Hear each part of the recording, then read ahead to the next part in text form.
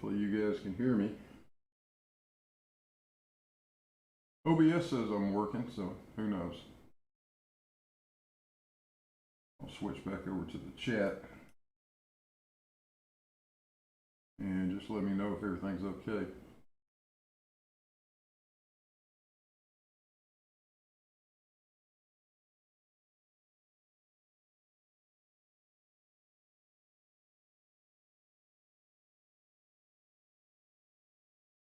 So I took the thing apart. It had the tungsten torsion wire in it, but I was never very happy with the way I made the connections on that particular wire. I was still experimenting somewhat with how to deal with tungsten. It's about impossible to solder this stuff. So I had tried several kinds of crimps and stuff like that. It didn't leave me with a really good feeling about the ability of that thing to survive long term. So I thought, we're getting ready to pack this thing up and take it to its new home. And I thought maybe rather than me wake up in the middle of the night wondering if the damn torsion wire had decided to separate or something, I would just replace it. So that's what I did. So it's a nice beryllium copper support wires and a tungsten torsion element, done in a way that I feel very confident about it now. So I'm happy with it. But what we ought to do is make sure the thing is working before we go any further. And that's what this is all about. So hello to everybody in the chat. Hello Judy, Robert Ansett, Gord,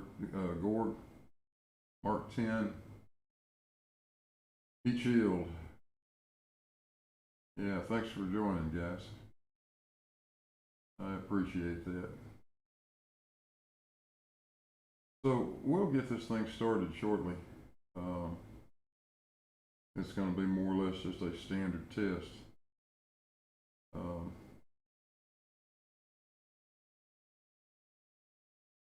Nothing any different than I would normally do.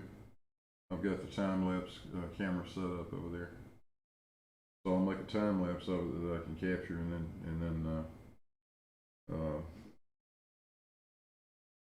then let Tracker do its thing. Splurge, yeah, they've seen it. Yeah, absolutely.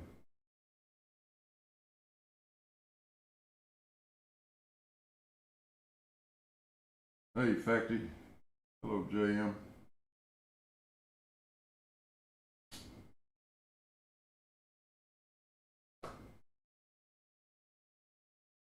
Yeah, it'll be sort of a sad day to see it go, but on the other hand, I think we've gotten all out of it we can.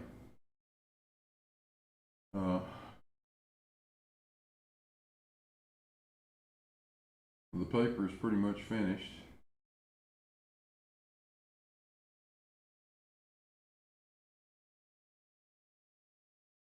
Just need a couple more folks that have been looking at it to get back with me.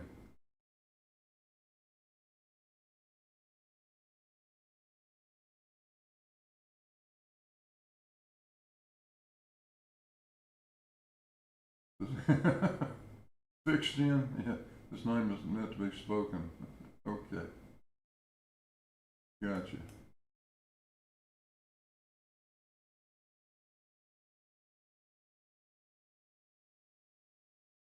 Let's see if we can make you a blue guy.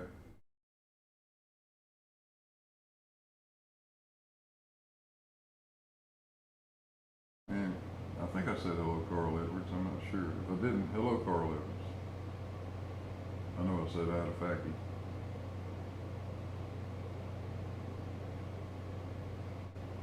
So we got 14 watching.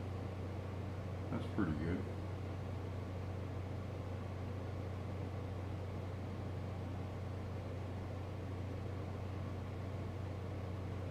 So I've got 600 frames loaded, programmed into the camera at 20 seconds a piece.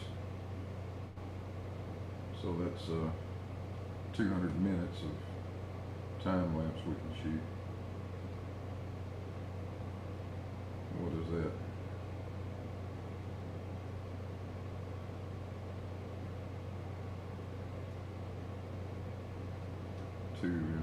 No, 3 hours and 20 minutes.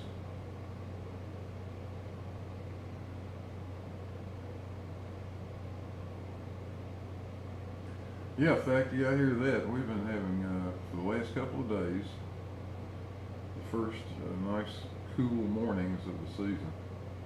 Not real sure what the temperature was this morning, but maybe high 50s or something like that. It's good to see wintertime on its way.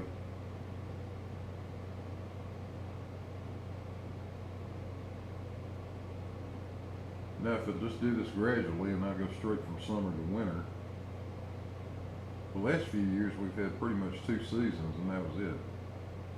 I'm a little tired of that.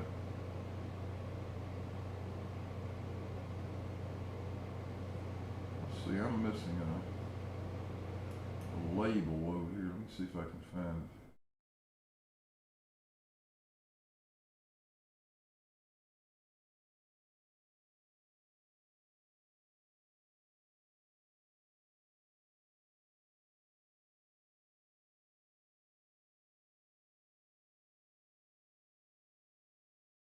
I got a feeling all these are stuck behind the camera.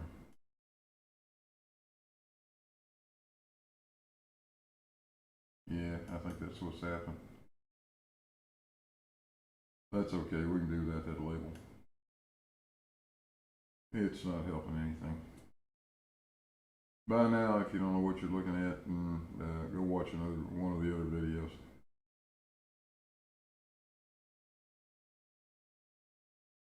I did move the cameras around a bit though. Redid a few things.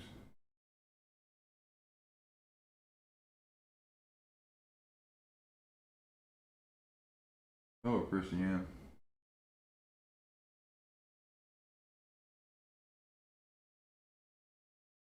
6C, Judy, that's pretty chilly. You too, Factor.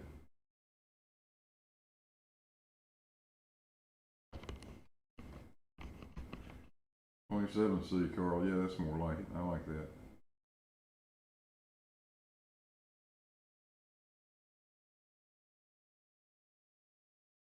Well,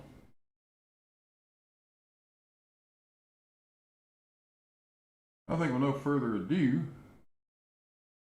what I'm going to do is go start the time lapse and move the big weights from the west position to the east position. But before I do that, I need to run find my notebook so we can keep track of what we're doing. So you guys play nice. I'll be back in a minute.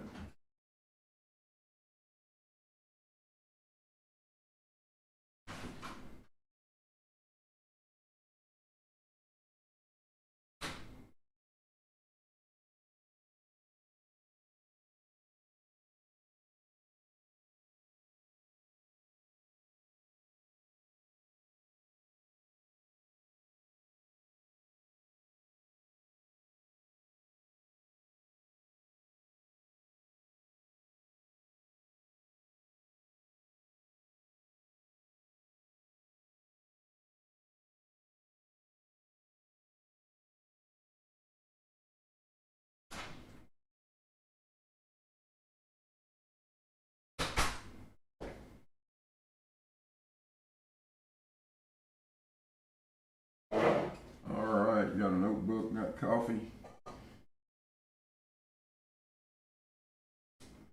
Got everything we need.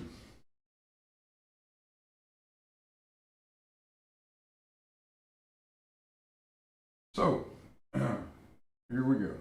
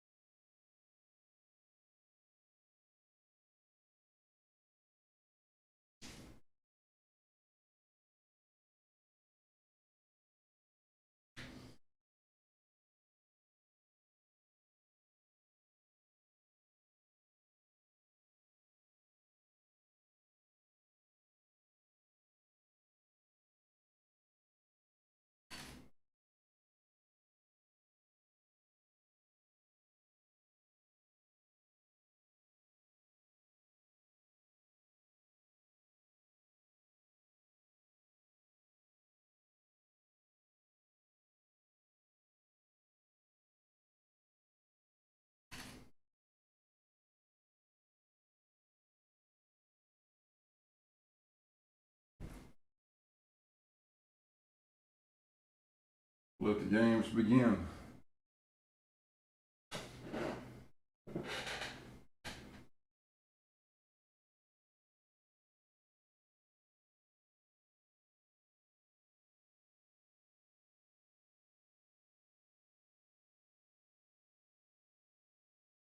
I see you in there, John Rapp.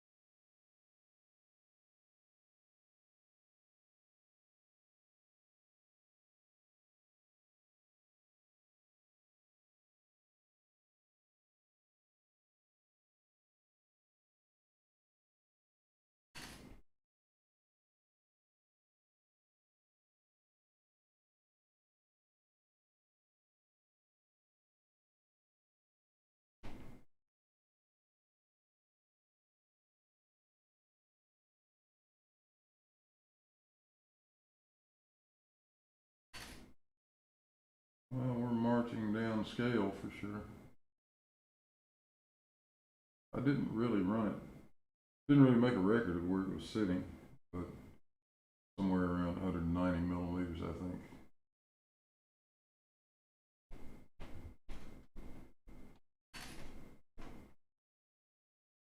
I don't believe it's particularly well centered at the moment. I didn't make any effort to center the balance up.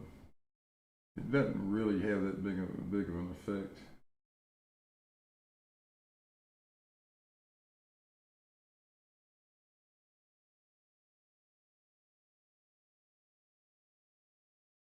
As long as you go from one extreme to the other.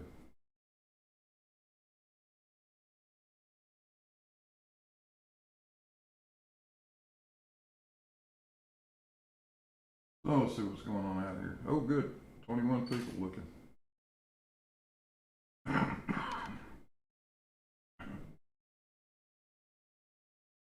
That's a good thing.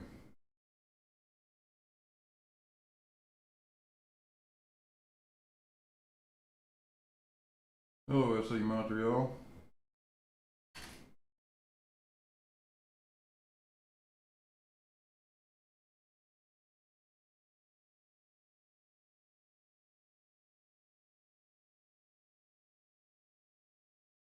It wasn't really in mothballs. It was just sitting around. We'll see what this thing's going to do. It may have been too far out of center. If it is, we'll abort this, and I'll work on centering it today, and we'll run it again.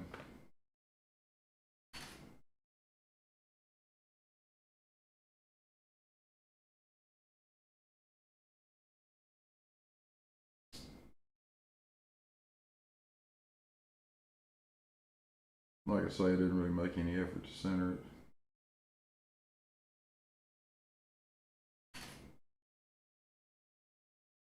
And it's a brand new wire too, so it will drift a little bit over time It's going to do that for a few months to come. That'll be okay though. Eventually they settle down.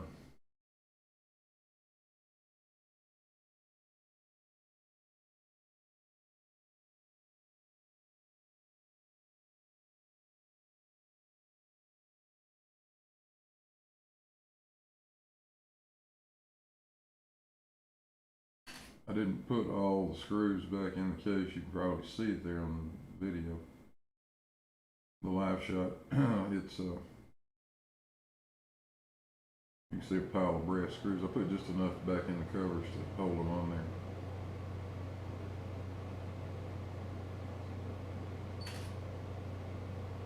This is really not a test to try to determine the value of G. It's a test to make sure the thing is still working properly. If it gets somewhere in the ballpark of G, I'll be happy because I didn't realign anything after I did all the rebuild of the torsion balance itself.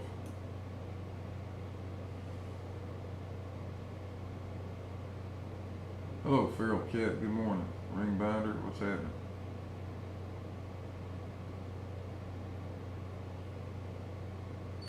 Kim, I don't know if moths sell balls. They must. You would think, but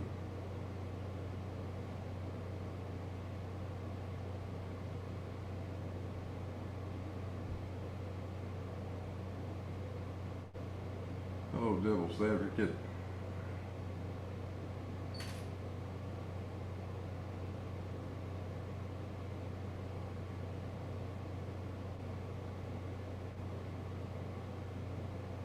And Jen, what's going on?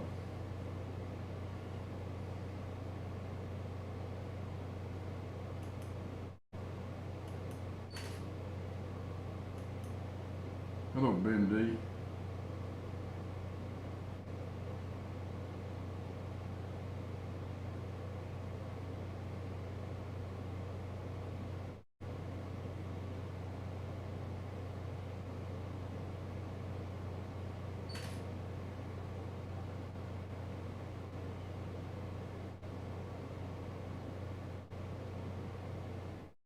Yeah, Ben, just changed your last name to Dover. I actually knew a guy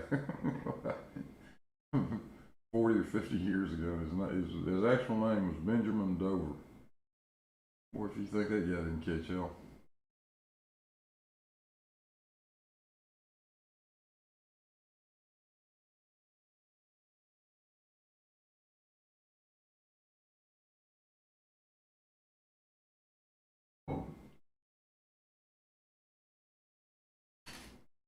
I'm not sure how we've gone from Cavendish to discussing the genitals of a moth, but we have. Okay, whatever. Makes you guys happy.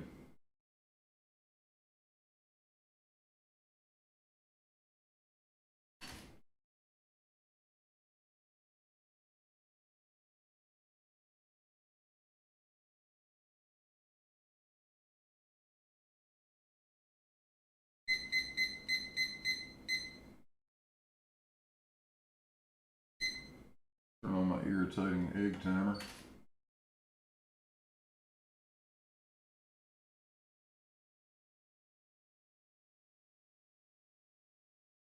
So 190 more or less down to 130 more or less. Midpoint would be about 160.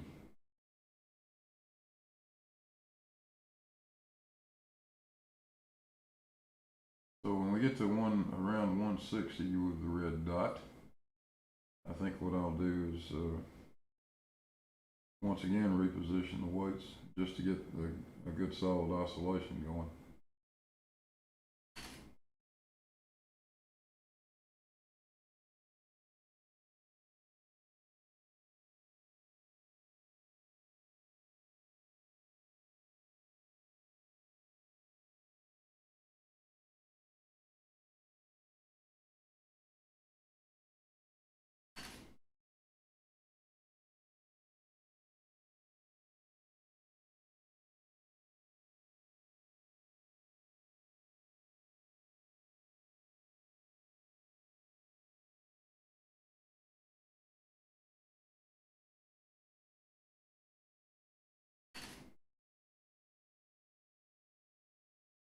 you're gonna miss the egg timer, huh? Well, that's okay. I can always drag that thing back out and play it for you anytime I like.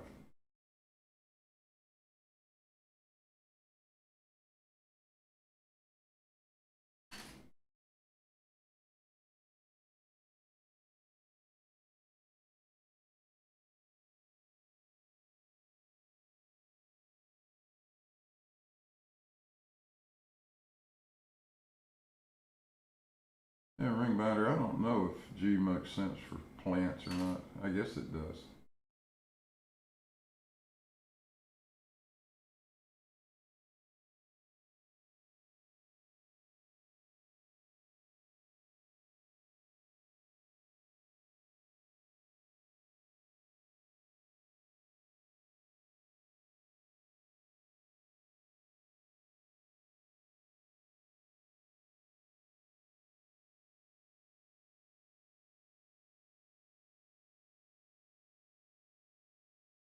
Well, let's see where the red dot is.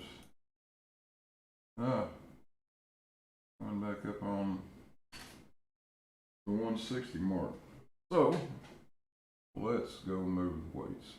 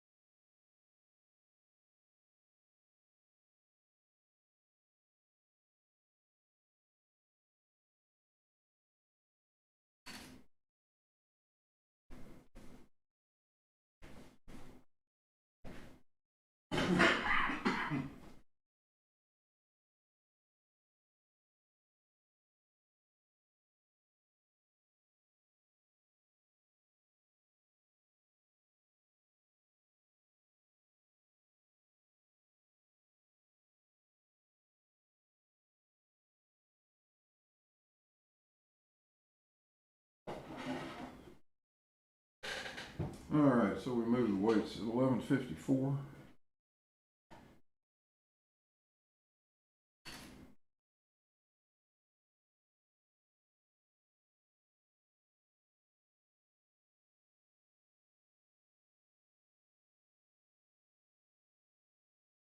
Hello, C4.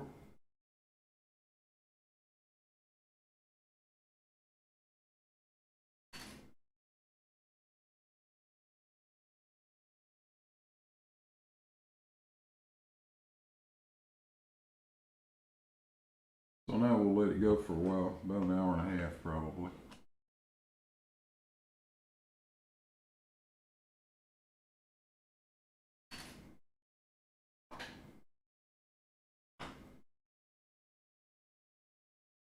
As we record these oscillations.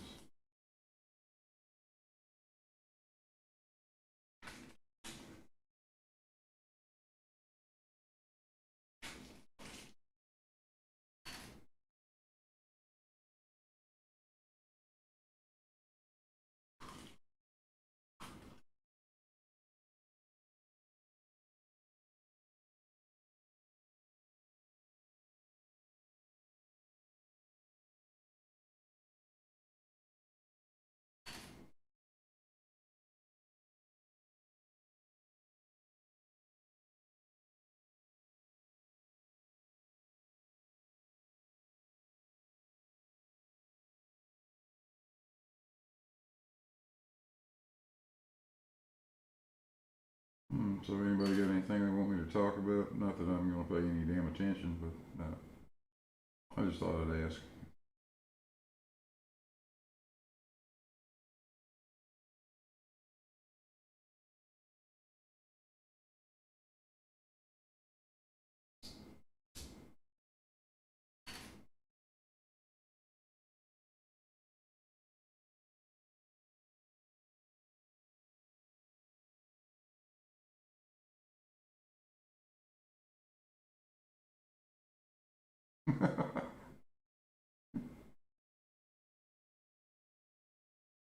Robert Caslow wants to know why I'm not wearing a gorilla mask. I don't have one, that's one reason.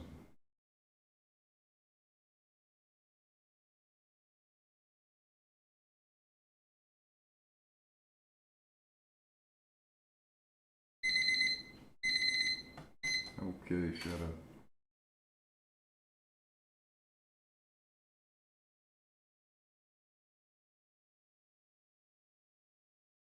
That timing's not really going to mean anything.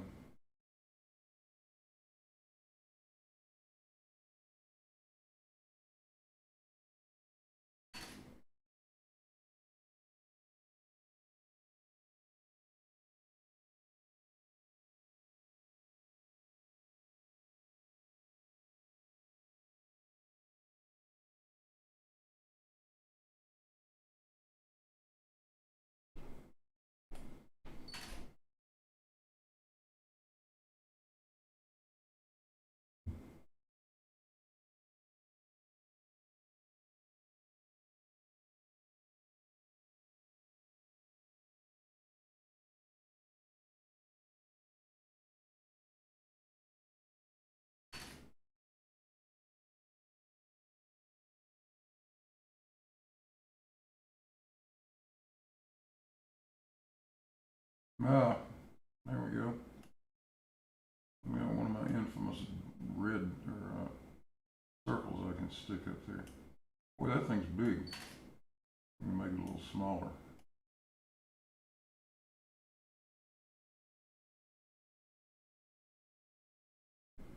That was that one.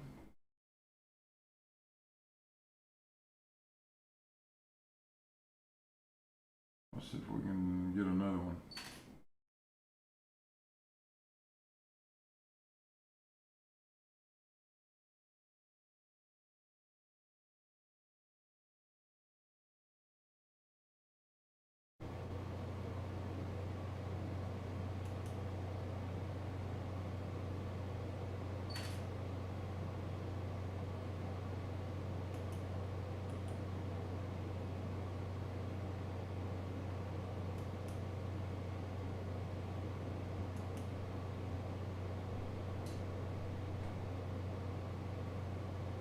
I don't know why these things don't want to show up. Oh, well, maybe because they're turned off.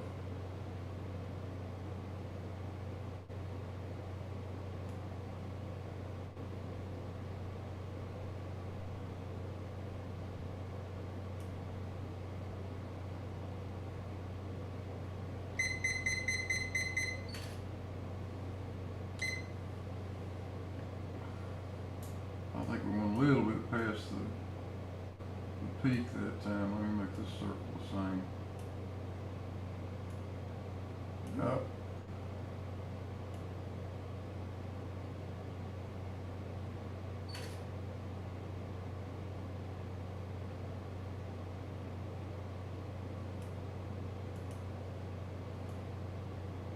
Kind of messed that up. That's okay, we'll fix it.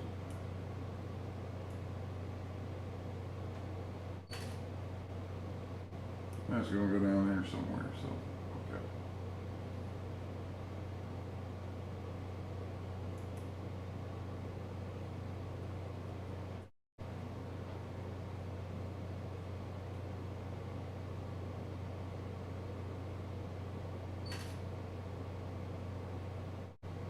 Oh, 32 people watching. Hey, thanks for showing up, everybody.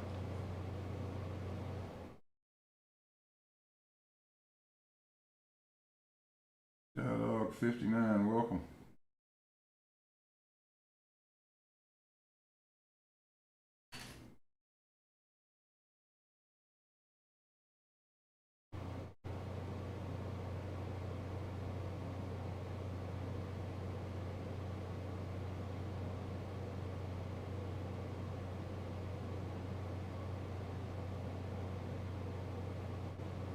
Well, let's see. There's a question up here from Carl Edwards. He says old steamers had double engines. I heard. Well, larger pistons that ran off the primary steam and then secondary ones that ran off the exhaust. Is that true? That sounds somewhat familiar, but I haven't looked into or paid any attention to any of that stuff in many years.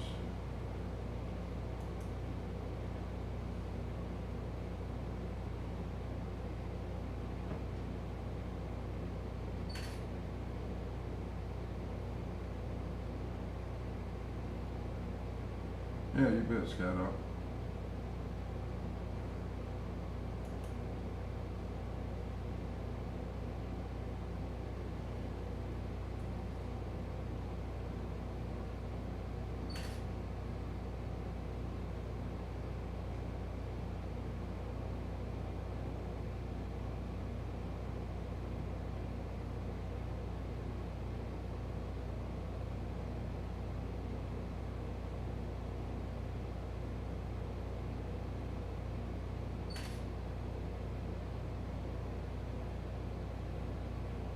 Looks like the center of this direction may be around 200 millimeters. I don't know. We'll find out before long. We're just almost exactly halfway into the cycle, I think.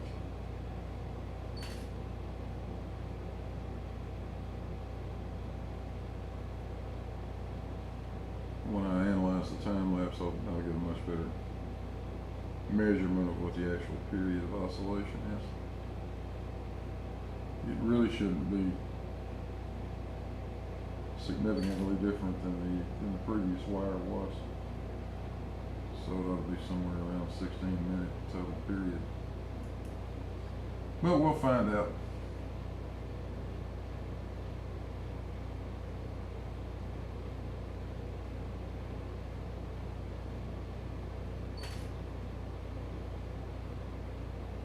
Yeah, glad all you guys showed up.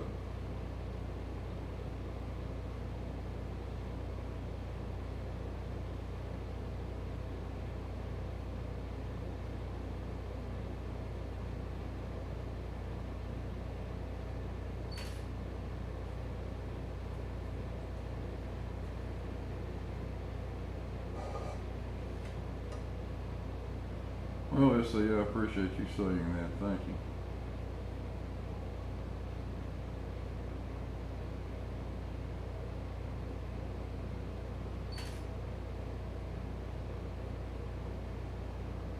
These things will not happen by themselves.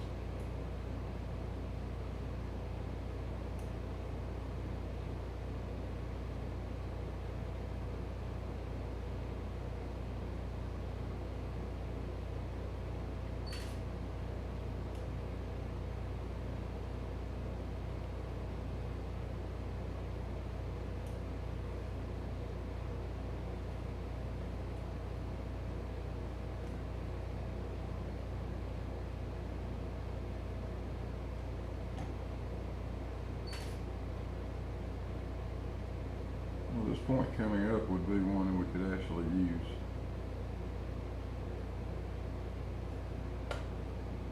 I'll try not to analyze it first. And I gotta stop moving that thing.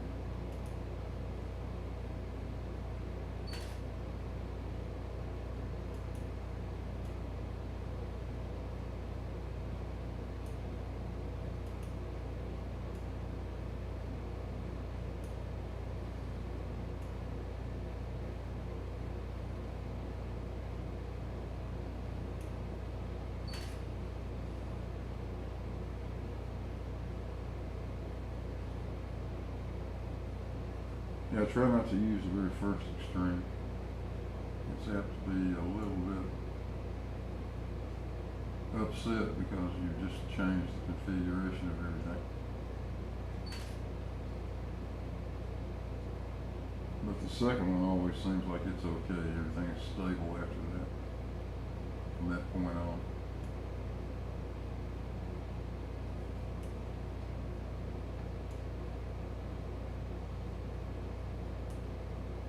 I haven't done this in a while. I'm out of practice.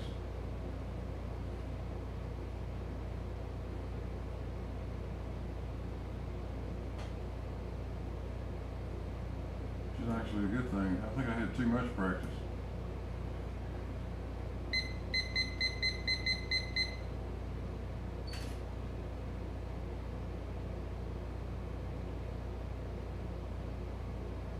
Yeah, I think that is just about it right there. Alright, let's start the timer and we'll see what happens.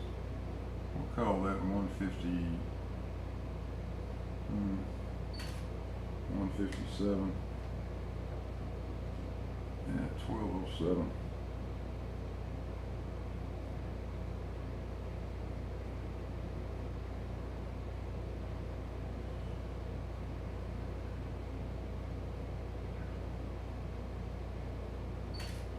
So the next extreme ought to be at 12:15 if this wire is behaving the way it should.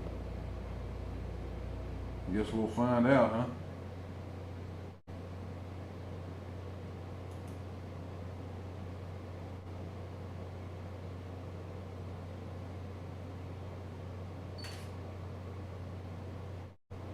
So let's see what's going on in the chat.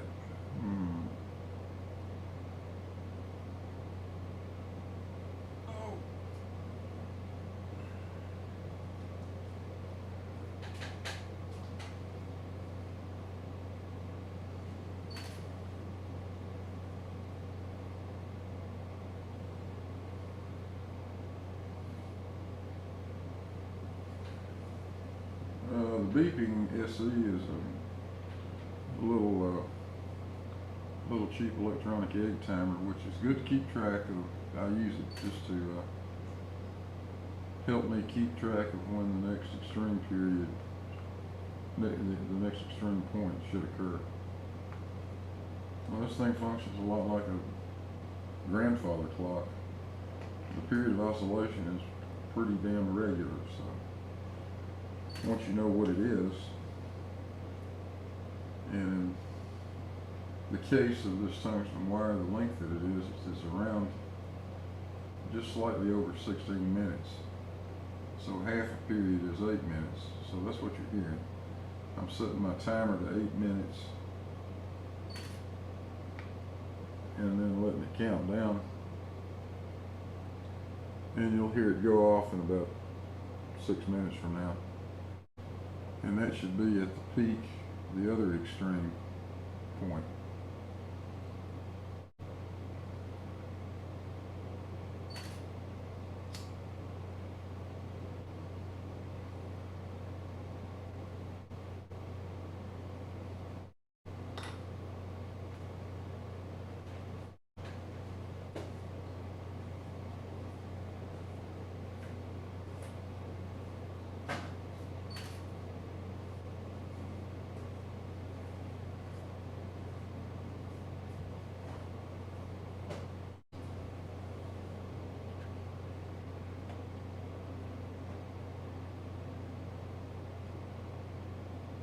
So it's important to measure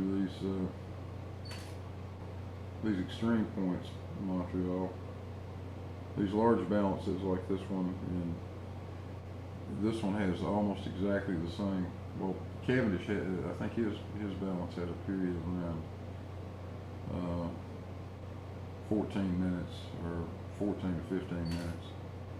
So I've got very similar period of oscillation. And with something that moves as slowly as this does, it takes many hours, if not an entire day, for it to ever come to a resting point. So you don't want to wait for that. You'd be here forever trying to run a single test doing it that way. We measure these extremes, and you really only need 3 of them in a row.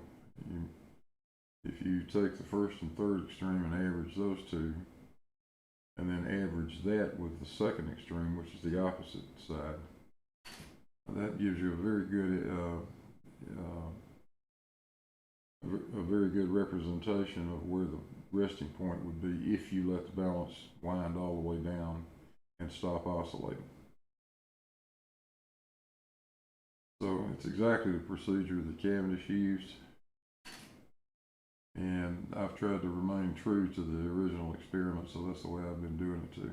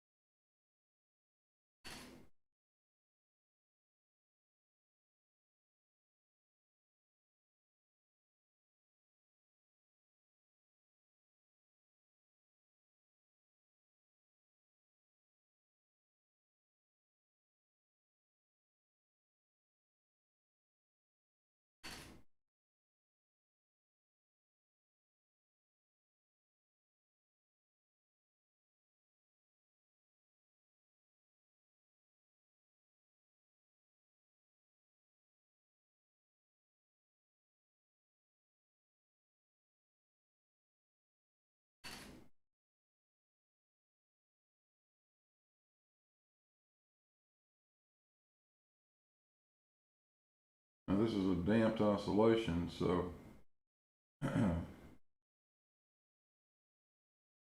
the red dot shouldn't make it all the way back to the white circle that you see.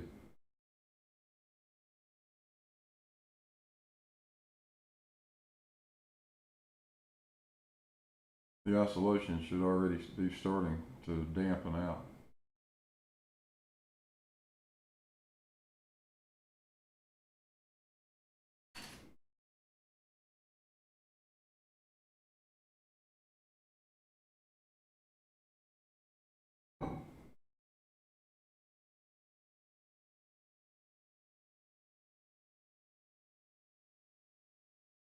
Sometimes it'll go back close to the previous point.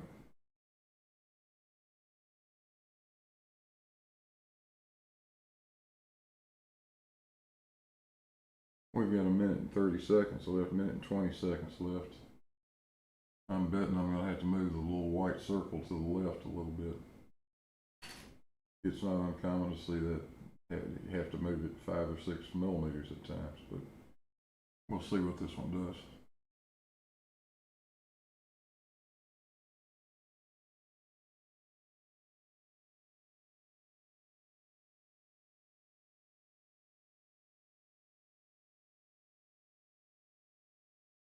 Yeah, we're going to get to move it.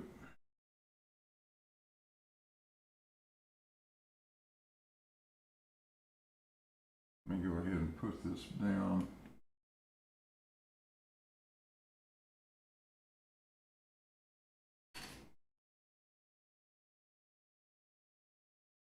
Now we'll track it and see, keep an eye on it and see what it's doing.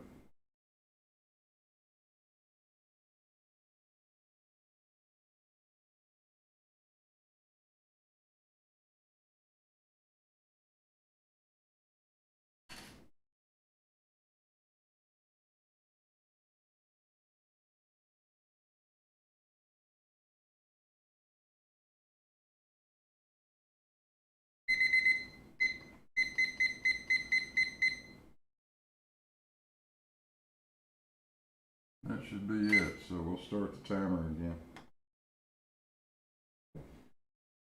And we'll call that 220.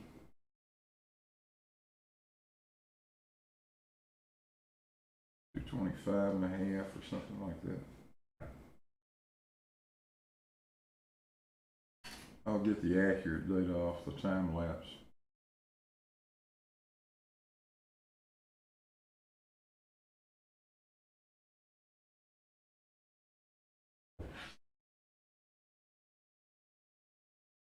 So the next peak will be at 12:23.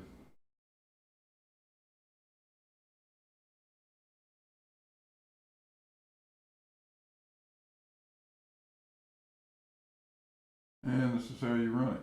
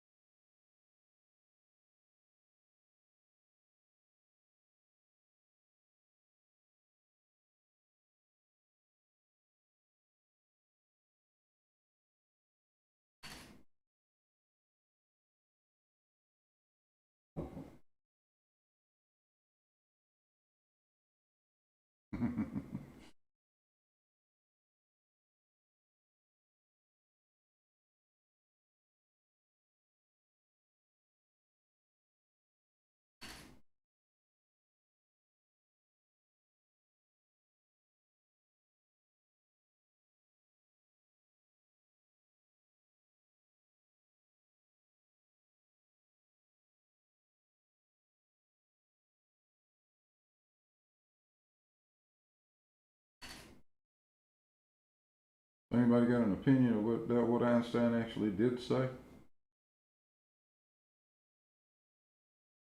Has anybody actually seen anywhere where Einstein said mass doesn't attract mass?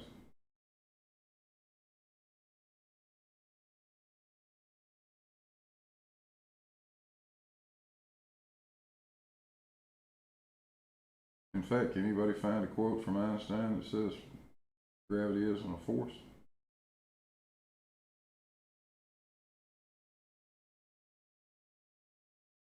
I can find an Einstein quote in a letter he wrote to the London Times where he says nobody is ever going to supersede Newton.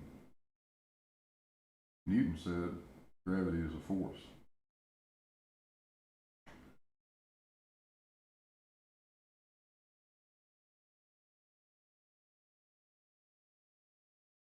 In fact, I can find another quote directly from Einstein that says any theory of gravity that will not return Newton's expression in its weak field limits is wrong.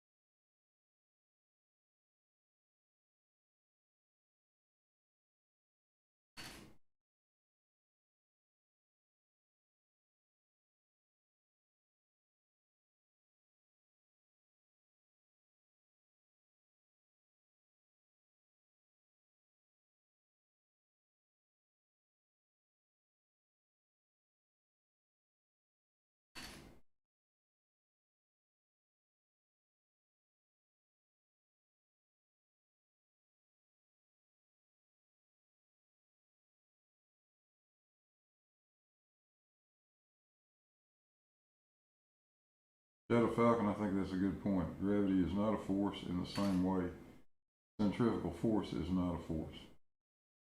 It's not a contact force. Just like centrifugal force is not a contact force. You don't feel like you're being thrown over into the car door as you go around a curve because something is pushing on you. Nothing's pushing you.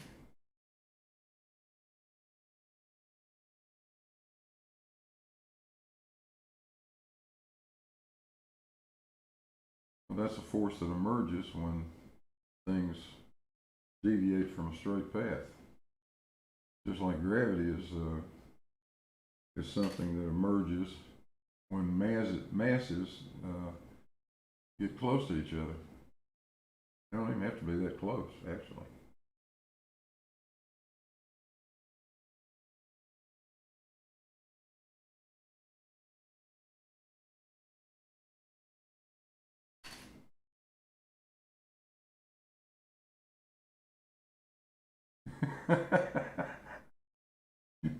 Ringbinder wants to know who would win a debate between Einstein and QE. Oh, wow. Can you just imagine that? Would that not be hilarious? Oh, hell.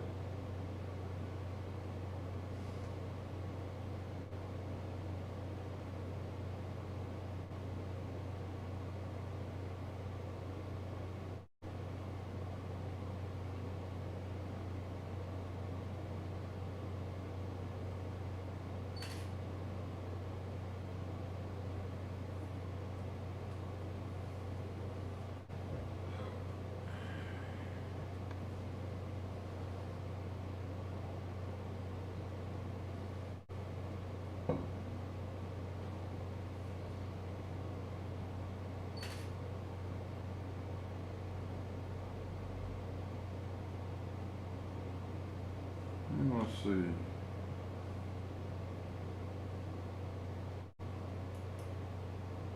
Minute and 30 seconds.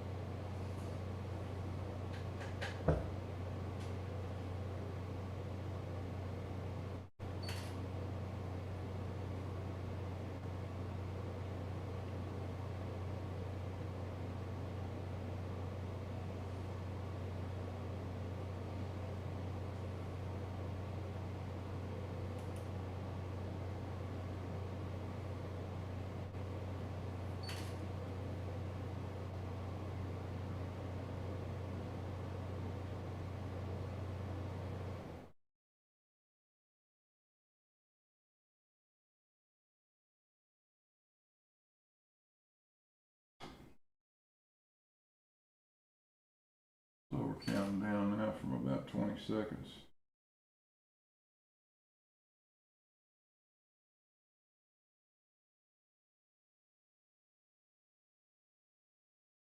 Very little change. I'll call it 158.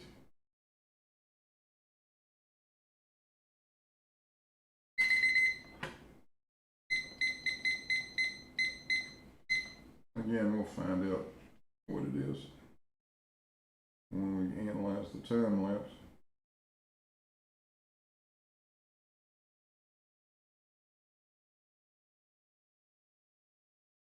So I got a 157, a 225, and a 158. 157 and 158 are an average of 157 and a half. And if I average that with 225 and a half, 191 and a half.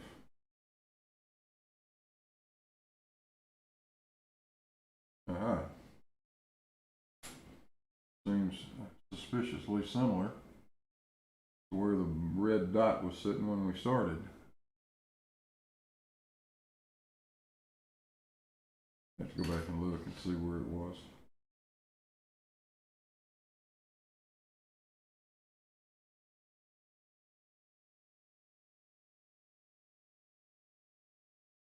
Ooh, shout out to John Watson. 5 of those pound things. Thanks, buddy.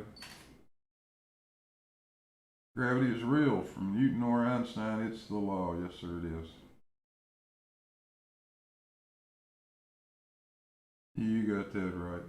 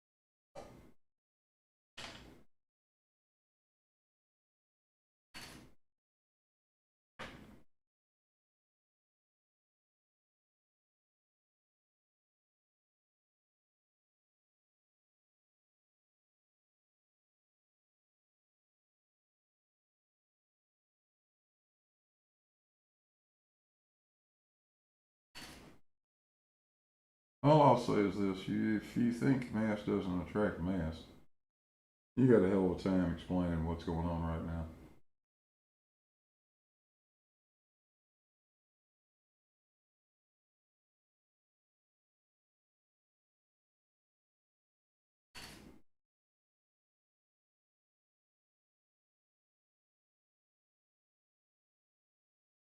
Hey, Brainery, thanks, man.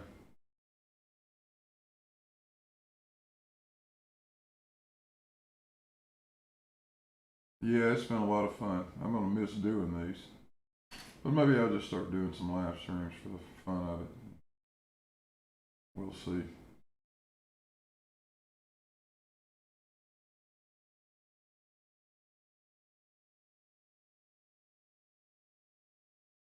It's it's interesting. It brings up all kinds of good points that are good for discussion.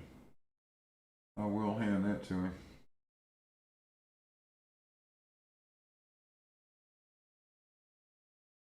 Einstein came up with a fanciful La La Land story. And it's a La La Land story that nobody has been able to disprove in well over 100 years now. In fact, every time it's tested, it always returns the correct answer. So, see if you can explain that.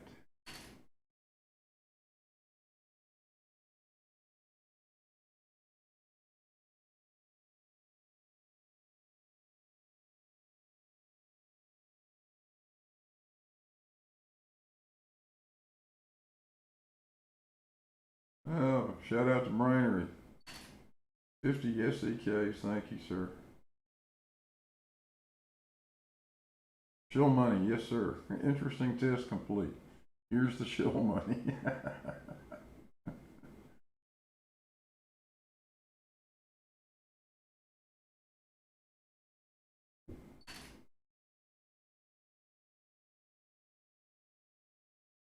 Analog says, ever notice most obese people are married to other obese people, to another obese person?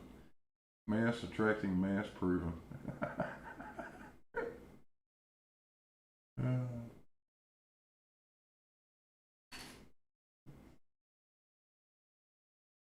That's right. That's right, Kim. Don't mock them. Just don't make eye contact.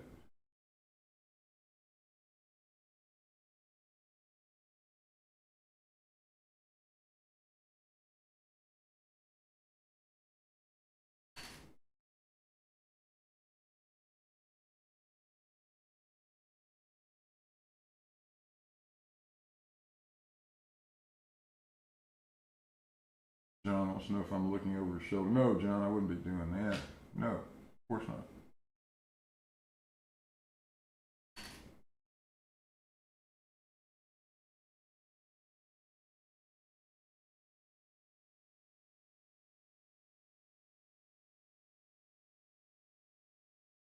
Oh.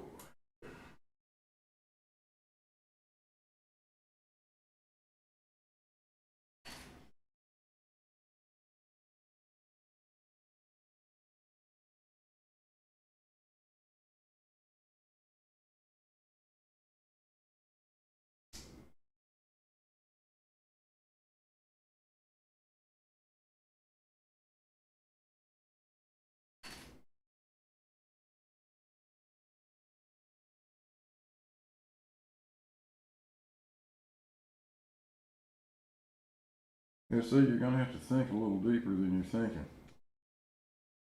It is not that Newton or Einstein, it's not that either one of those theories don't work as advertised. We know they don't work at the quantum level. That's a given. We don't know that they don't work at the really huge level. That's not been shown. What has been shown is there's something else going on out in the galaxy, out in the universe, that lacks explanation without some other form of matter that acts like matter does, or just some sort of matter that we can't see. And that's the problem. Not necessarily anything wrong with Einstein or anything wrong with Newton for that matter.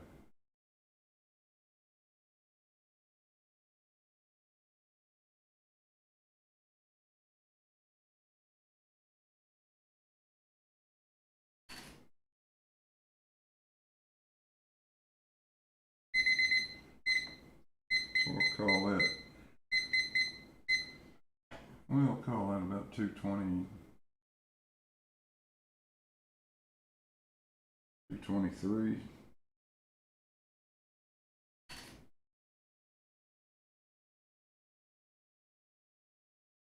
And that's a 1231.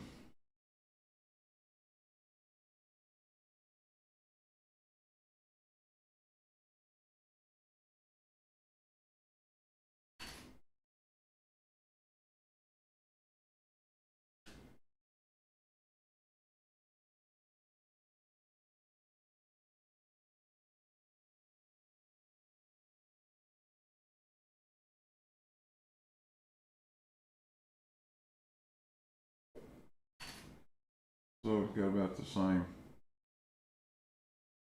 rest point using those three values. Now I'm using 225 and a half, 158 and 223. Average 225 and a half and 223, and then take that average and average it with 158, and you come up with 191.125. And given the very imprecise way I'm collecting the data, just guessing at it here, staring at this small computer monitor, it's essentially the same number. So I'll get an accurate number when again, I'll say it again, I'll get accurate numbers when I do a tracker on the time-lapse video.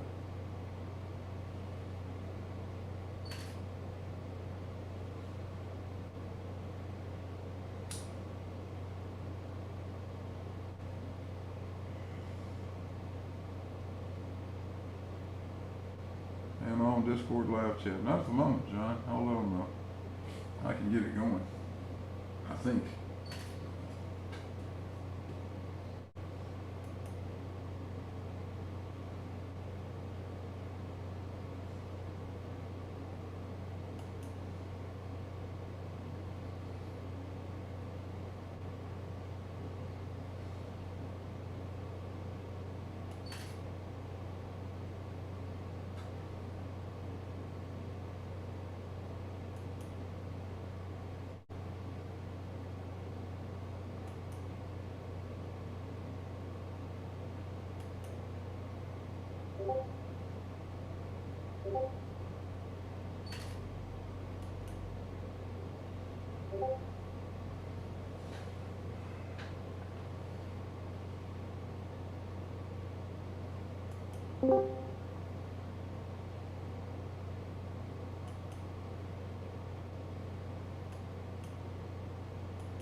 Yeah, it should be up and running now.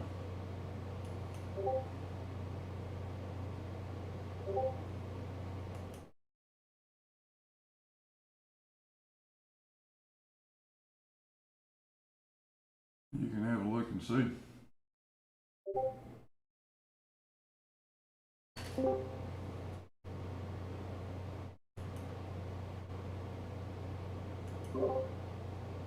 I see you, John. Yeah, am I here? Yeah, you're here. Let's see if it's working on yeah, you seem to be coming through on the OBS, so.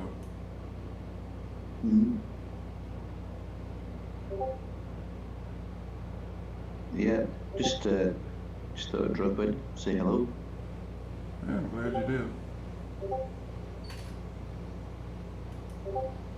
Just couldn't resist running one more test. Yeah. So you're gonna shut this down soon?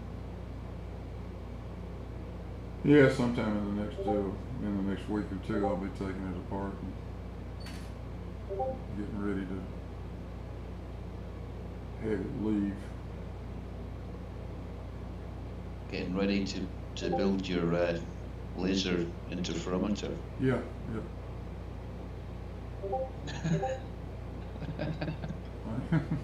What's happening? What's happening to the issue? Did you manage to like donate it to somewhere? Yeah, it's got a happy home. I'll be filling everybody in on the details of it when the time comes. That's great. That's really good. Yeah, the next challenge is how to build a 2.5 mile long interferometer here in the garage. But I think with enough mirrors, I could do it. That's, yeah, I was just about to say that. Yeah, if you had enough decent mirrors, yeah, you could.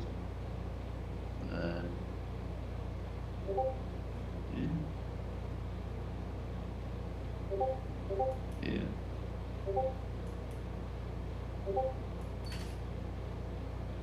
You know, you should. If we were like, if we got an open Discord, I hope you don't mind, but I mean, I would invite SE to come in and talk to you about this his concerns about of what you're doing. It might be an interesting conversation.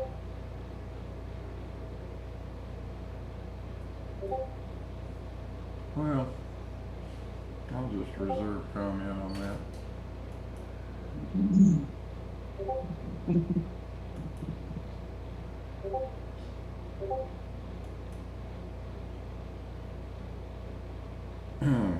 were some, well, okay, I'm gonna reserve comment.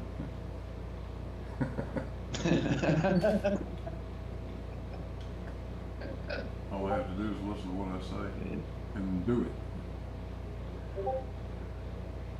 Yeah.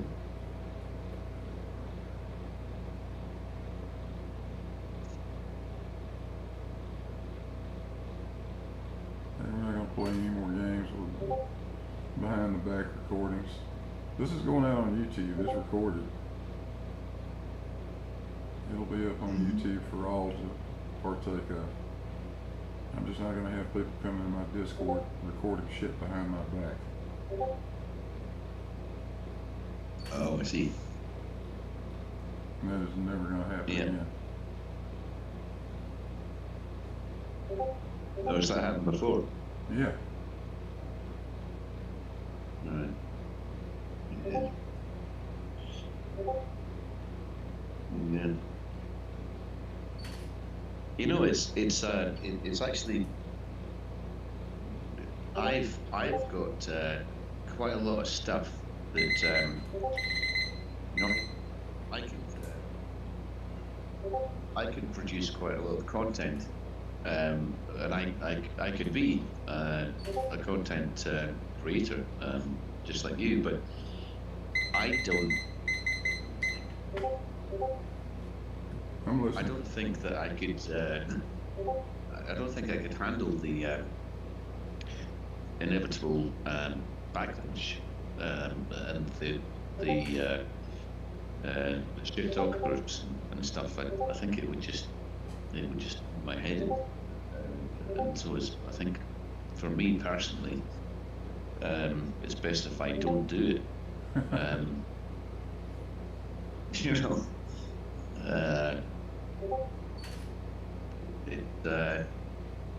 Yeah, I don't think I could actually kind of cope with all the shit that that I've seen come your way, that would presumably come my way if I did something similar. So. Well, what you figure out is the more correct you are, the more violent the attacks become.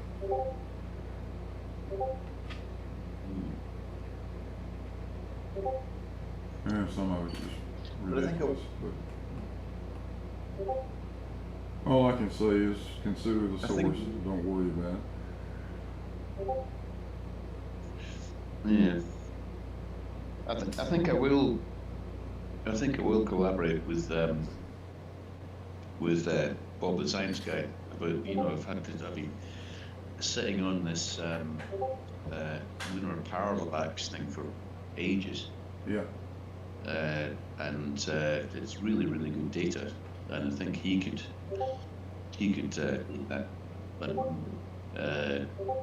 and so I'll maybe do that.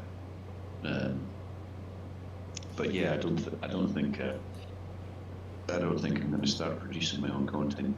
Yeah.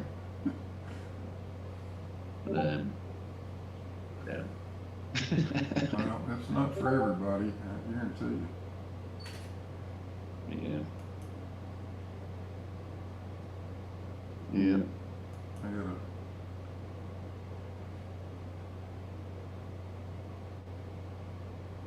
gotta turn a bunch of these damn sounds off.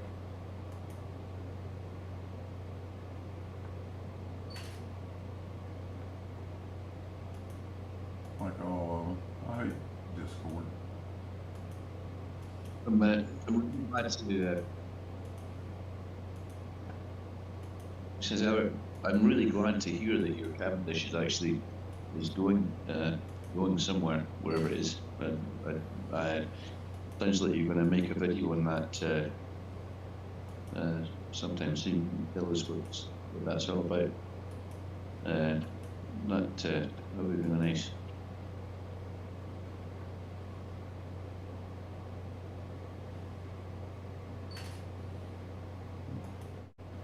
Yeah, there's no way I'm gonna let this thing just go to the scrap pile. I mean, after all, in reality, what I've got here is a big pile of firewood and then some huge fishing weights. Uh, that's about the extent of it, but still, it's too good a device. It works too well. It can serve a very useful purpose for a long time to come. Yeah, but sure, you could use those fishing weights like to fish for like I don't know, great white sharks, whales. They use these big ass things for But yeah, big nets, I think. Unfeasible. Really? Yeah. Well, yeah. I suppose. Yeah. Um, yeah. I mean, you might use something of that kind of weight, like to uh, you know to provide a sort of vertical pool to like hold open a sort of bell-shaped net or something. I've seen that before. Um, but yeah, they're not everyday objects.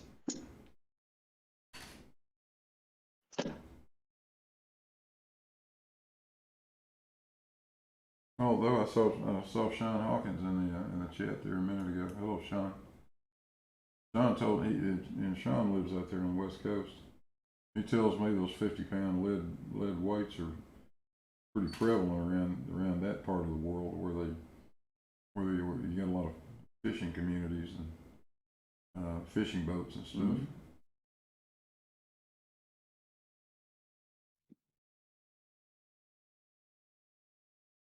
In fact, the guy I got these weights from has a company called Ocean Angler. You can Google him, and he makes lead weights of all sorts, up to even larger. He claims even larger than these 50-pounders. Although when I tried to get them from him, he couldn't seem to find his molds. I wanted some 60-pound ones, but he wasn't able to come up with it. That's okay though. These are good. These work. What you'd see very, very often on the west coast of Scotland is like um, like like big, like 10 or more gallon pails with concrete in them. Yeah.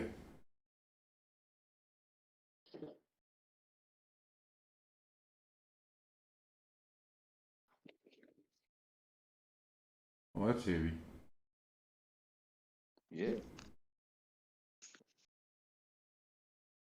Yeah, but a big empty empty container for like fertilizer or chemicals or whatever, and yeah, just pour it full of concrete, and you gotta obviously you couldn't use it for your purposes, but yeah, for like fishing weights and stuff, that's a really common thing. Yeah, well, when you're trying to do this thing, it's not just the weight; it's the density of it. You can Cavendish had weights that were 7 times as massive as these are, but he only produced about 3 times as much force. And it's because you can't get them. They're becoming more massive by the cube of the. Oh, I gotta do something. Hang on.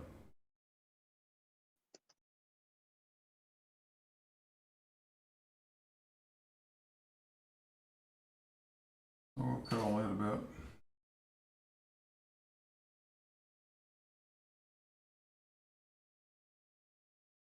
215 or something like that. Oops.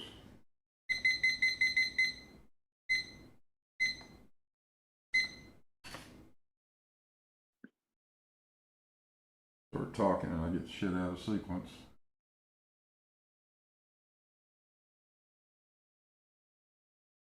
Just checking the chat. It's quite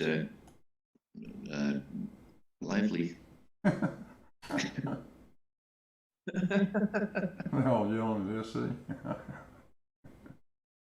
I haven't been over there watching. Make sure I haven't missed any super chats. No, I don't think so.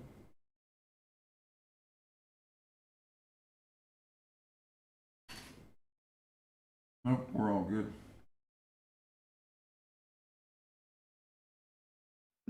SD Montreal is my guilty pleasure. I don't think I'm actually kind of I wouldn't say I'm actually like friends with any flat earthers really, but I do have a soft spot for SD Montreal. I quite like him. He infuriates me, and he really infuriated me the first time I spoke to him. But he's a good guy, and obviously, I and you and I completely disagree with his point of view. But he's he's a he's I quite like him. He's a bit of a shit stirrer, but yeah, he's quite a good guy to have around. He's not. I don't know.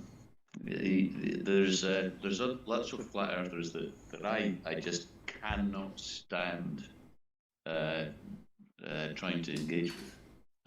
But yeah, Essie's not so bad. He's a good guy, I think.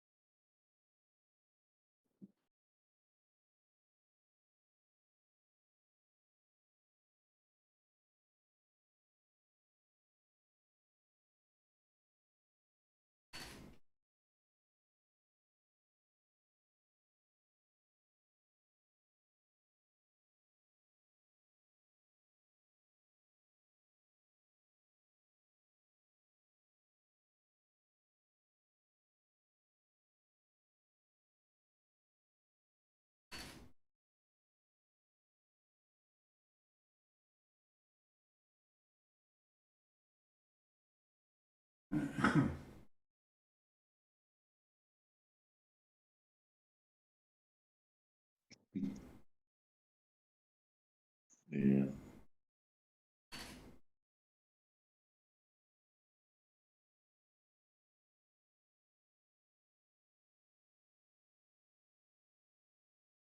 Well, takes all kinds.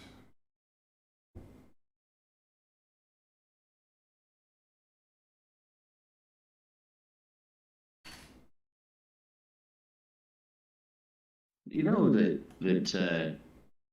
bet if the flat Earth discussion aside, like most of these guys, if we did actually like go to a bar for a drink, we'd probably have a good time. We'd have a laugh. It's just this topic that divides us all. You know.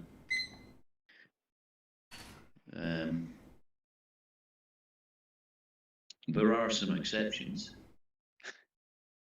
I don't think I could civilly have a beer with Anthony Riley, for example. But you know.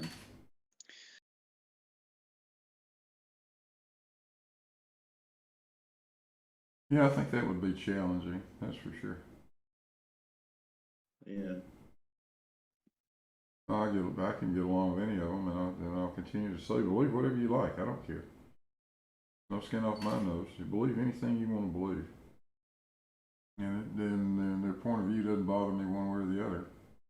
Right up to the point that they tell me after a lifetime that I spent doing what I did and doing it very successfully, that I got sold a bill of goods and I don't know what I'm talking about. If that's your opinion and that's what you think, go somewhere else. You don't want to talk to me because I will become violent pretty quickly. Yep. That's the bullshit I do not have to listen to, nor will I.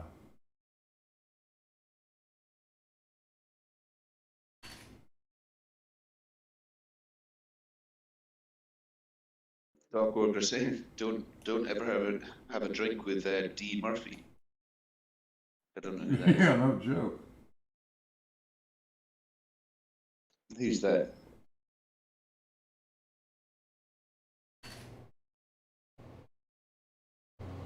He's like another Pete Shea. I don't think Pete Shea and I are ever going to be friends. That's. I can't really imagine why you would want to be. No. Pete is very legitimately Looney Tunes.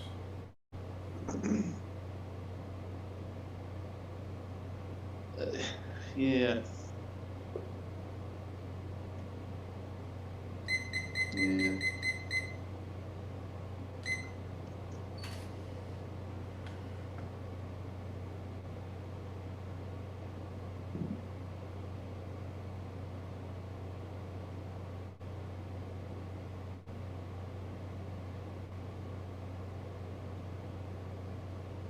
Oh, Dave Murphy. That fucker.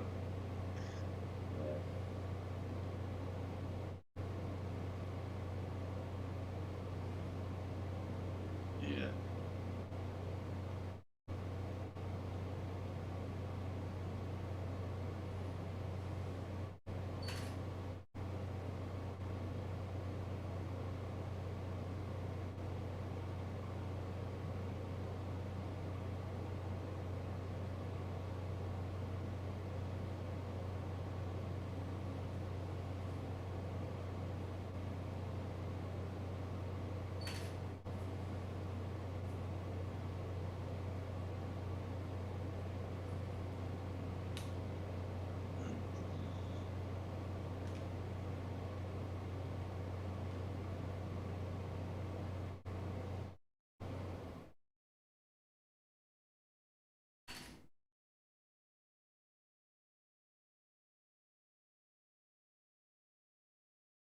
I feel like I should just say that I know a lot of people from I think it's Limerick where Pete Shea lives, and I've also got friends in Cork.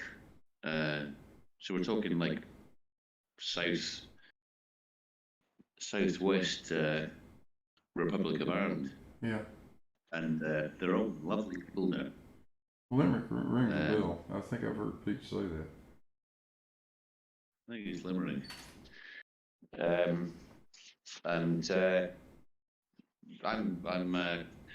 I'm going down there sometime soon to visit friends. Lovely people. Um, you know, it's nobody. Please don't get the impression that that's what people are actually like down there, because they're not. So. But, Yeah. um, yeah. Yeah, we've got our share of crazies too. Don't worry about it. Yeah, there's a few crazies in every town, I suppose. I think one of Oakley's regulars. I can't remember what the guy calls himself now. I think he actually lives here in Knoxville too. So I can say the same thing. Please don't judge the people of Eastern Tennessee by that clown.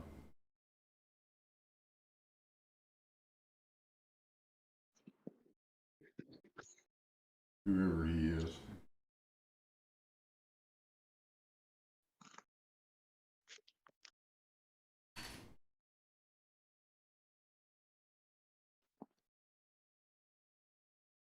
Well, Ilya May is also from here in Knoxville. Everybody knows that story.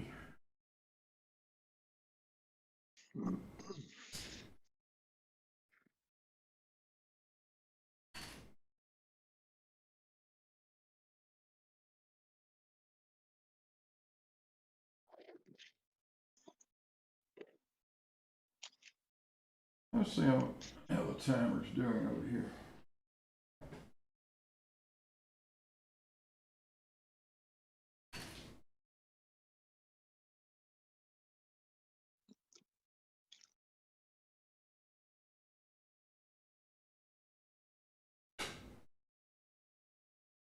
Okay, so I want to go about 20 more minutes.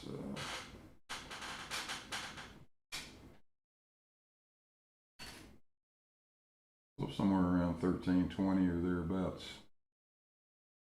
on the official clock. We'll move the weights again. I didn't write the temperature down either. Let me get over there where I can see that number better.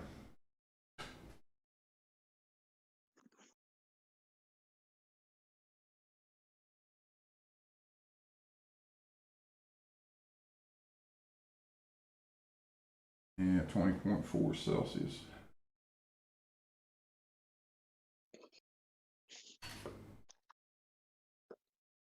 Which is just about where it stays and has been for every test that we've run, so.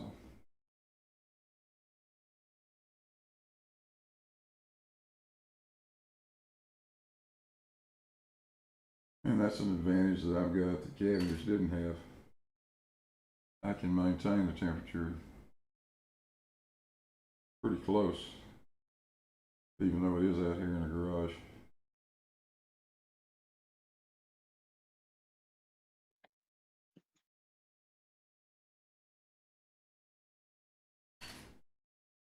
And that makes a big difference. That could be a major source of error.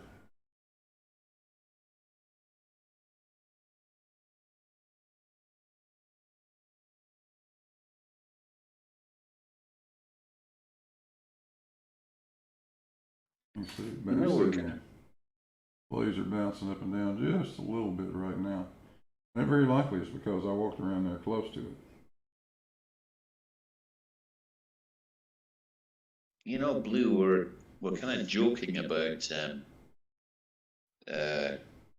building a laser interferometer. Do you think that might actually be possible? Not with any reasonable budget, no.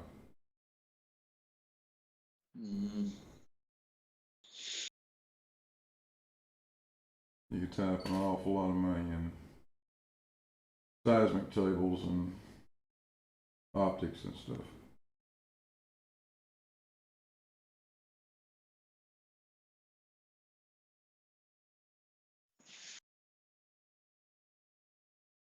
I think the cost would get out of hand pretty quickly. Yeah. Well,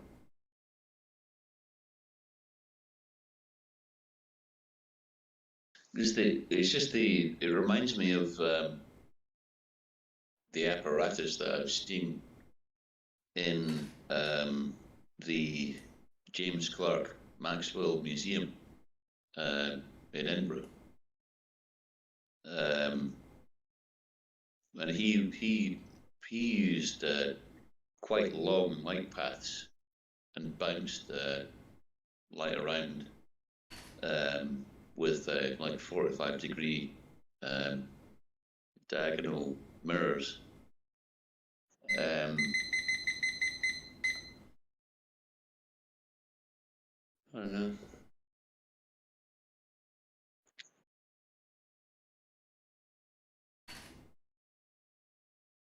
But again, I mean, you need to have a very long baseline. So Probably not.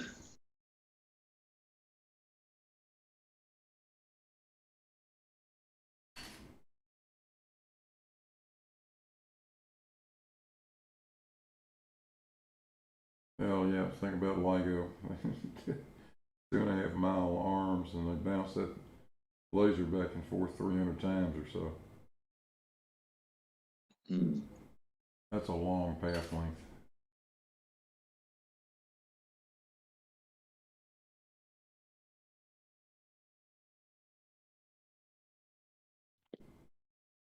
Yeah. A damn laser's going 1,000 miles or something crazy like that. But that's the only way they're going to get the sensitivity they're looking for.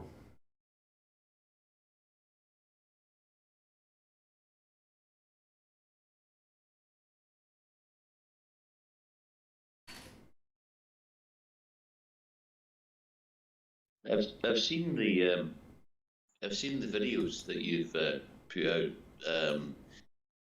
regarding the you know, the leveling and the straight and true you know, how they built the LIGO arms and accounted for the curvature of the earth, and it just really puzzles me that flat earthers don't appear to understand what you've laid out, and to me it's I completely get it. Admittedly, I understood how it all worked before you put the videos out, but I think it's a very decent explanation that you provided, and so if you can't or won't understand that, then that's down to the viewer, really, I think. Yeah, pretty much. It's funny, as late as yesterday, in the chat on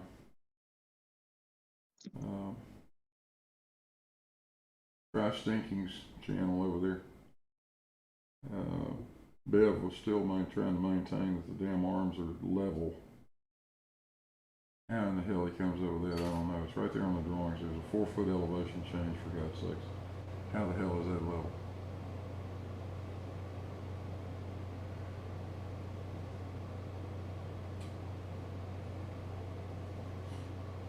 The funny thing is, it was their idea. they're the ones that came up with the thought that, hey, we know we got LIGO. Those tubes are perfectly straight. We can compare Earth curve to that, and it'll show that there's no curvature.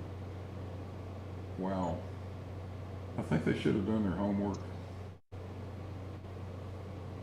I think it might have been better if they'd looked at the as-built drawings first.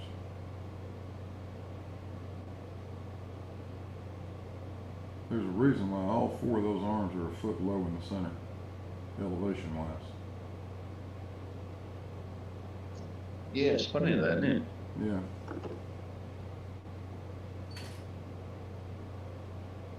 I don't know any contractor that's good enough just to make that same mistake 4 times running at 2 different job sites. Oh, I do. I won't say that it can't happen. Of course it could, but not very damn likely.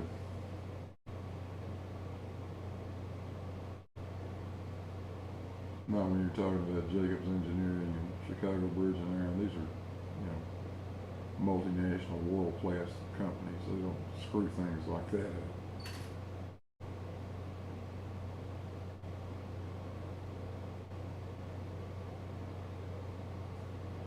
Some professional engineer goes and sticks his name on this stuff. you can pretty well bet it's right.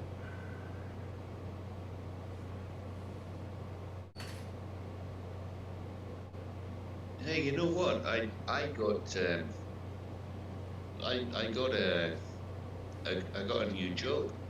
Uh, just just the last couple of days. Um, 'Cause I've been doing like mostly like property restoration, and it's really away because of COVID and stuff. Uh, and but I'm I think my job title is a forester, um, and so basically I'm to be a chainsaw wielding maniac, um, laying waste to the foliage in central Scotland, which starts on Monday. Please be careful. Well, yeah, I suppose. But my brother used to do that, and he said to me once in the pub, "I don't do it for the money. I don't do it for the money, John. I just fucking hate trees."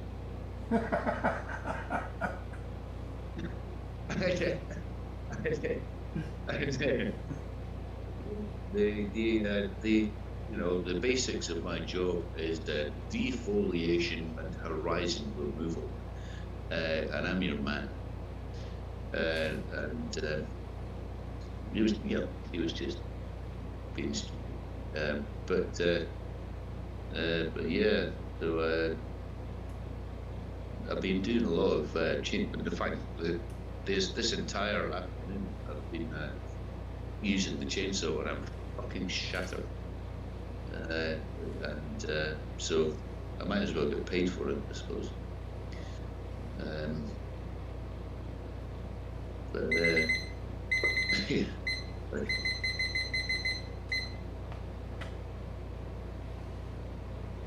But yeah, I like that. I don't do it for the money. I just fucking hate trees. I used to tell them I didn't do it for the money either. I did it because I loved what I did. Problem is, if they stopped paying me, I was going to stop loving what I did real damn quick. Mm-hmm.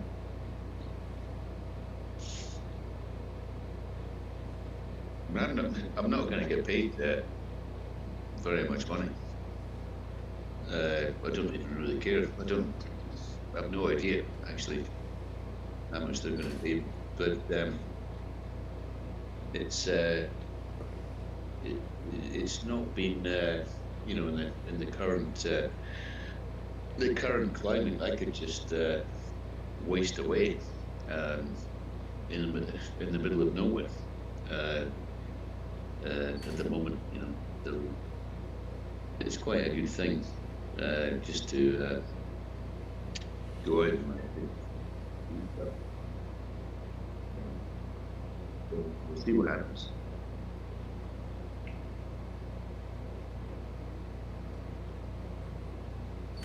I think I'm going to use this cycle to move the dreaded weights to the opposite position. So when the laser reaches about the 190 point, which is about the rest point, I will swing those bad boys around into the east position. And we'll let it continue to run.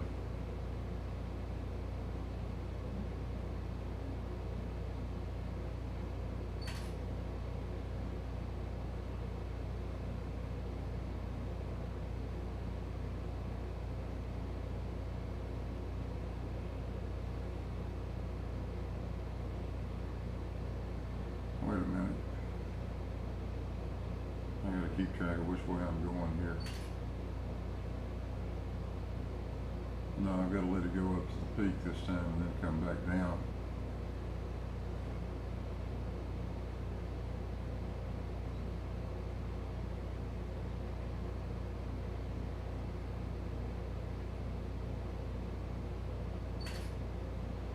Yeah, this is the high side.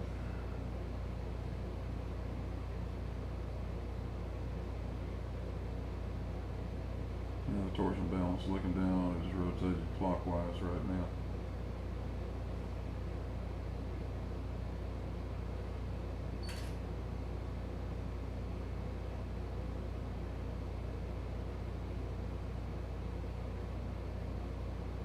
That's okay. We get one more data point.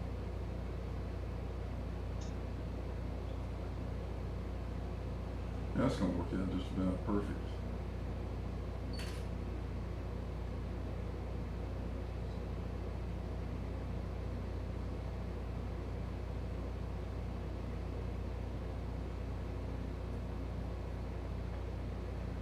Time-wise, the midpoint is around 4 minutes, so.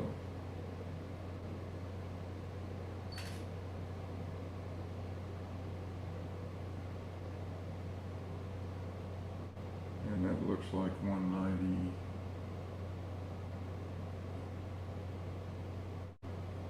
192 right there.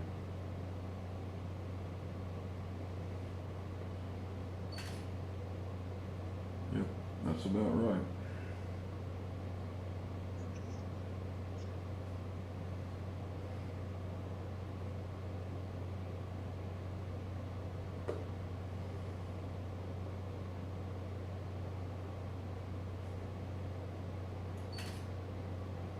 I've disposed of my fair share of trees.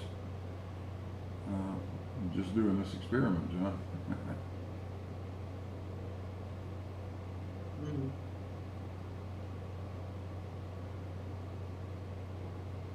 Yeah, I cut down a huge tree a few days ago.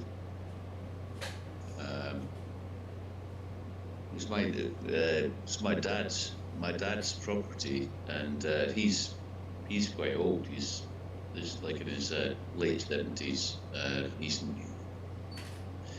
no way that he should be operating a chainsaw or anything like that.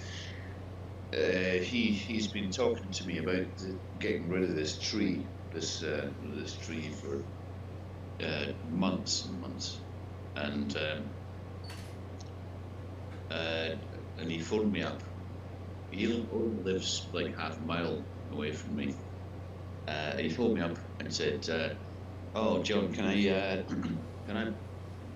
borrow your step ladder?" And even the thought of him going on a step ladder rings alarm bells. And like, oh, right,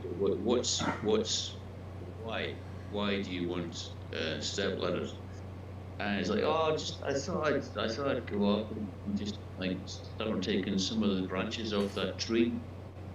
And I was like, oh, fuck.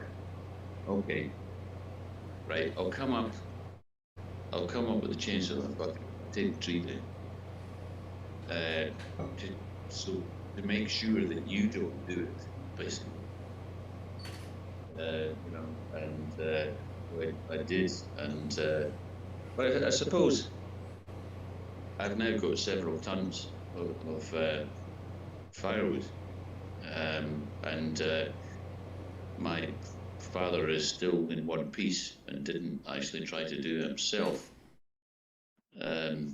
But Jesus Christ, it's I'm honestly not very happy hearing about anybody up on a stepladder with a chainsaw. No. That's friggin' dangerous. No. Fucking right it. Yeah, I mean,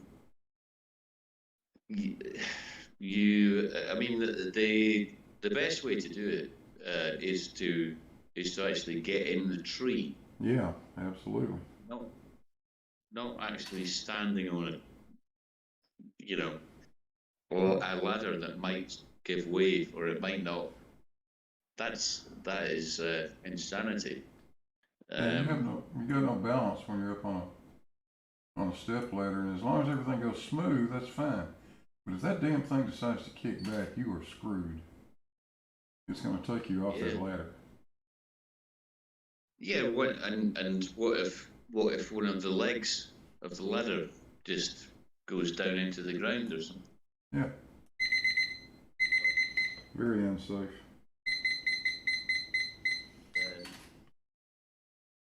I might be convinced but to get up on an extension. I have been convinced to get up on an extension ladder, but even then, you got to be awfully careful. I saw as a kid, the old guy that lived next door to us. He was an old World War I veteran.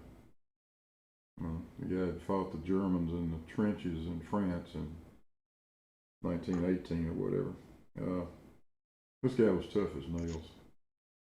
This would have been, I don't know, maybe 1962 or something like that. So the guy was up in his 60s at that point, and I watched him climb a big oak tree next to his house with an extension ladder, and saw a big limb off of that thing. But the limb was so far up that when it let go and swung down, it couldn't reach the ground. So instead, it swung all the way under and took the ladder right out from under that guy. shit. Now, to his credit, he was strong enough that he managed to and saw what was happening, and he managed to scramble back up on that stump that was left sticking out from the tree. And the fire department came out, much to his embarrassment, and got him down out of the tree. But that even an extension ladder is dangerous. And a friend of mine up here, about 3 or 4 years ago, did the same damn thing, almost same description of what happened. But he came down to the ground and it messed him up. It damn near killed him. Forget the chainsaw, just the fall. Yeah, yeah. It's if you observe the basics of how to operate a chainsaw, that's fine. But if you, when you're actually felling trees, some really bad things can happen if you don't you don't do it properly. Uh, you know, it seems, I think, to the casual observer, it seems like it's pretty straightforward, but it's not. And it'll kill you. It'll kill you fucking stone dead. And so yeah, I wasn't really in the mood. Well, actually, I tell a lie. When my dad phoned me and said that he was thinking about doing it himself, I was actually in the mood to destroy something, which does come across me from time to time. So I went up and I did it, and so now it's done. It was always something like in the back of my head. I was worrying about my father trying to attempt to do this. So now that tree's gone. That's one less thing for me to worry about, which is quite good, I suppose. But yeah, it's no joke. It's it's a very dangerous thing to do. But yeah, you have to get up into the tree. Forget about a ladder. Standing on a ladder. You've got to get into the tree, and obviously don't chop the limb off that you're sitting on, for example.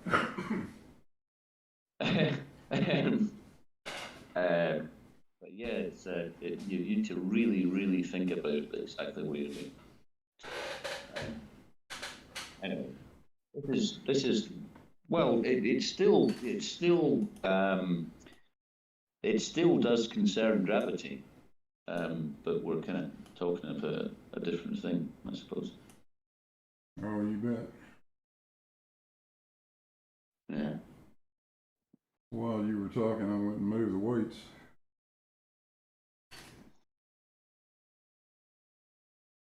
So now let's see what's going to happen.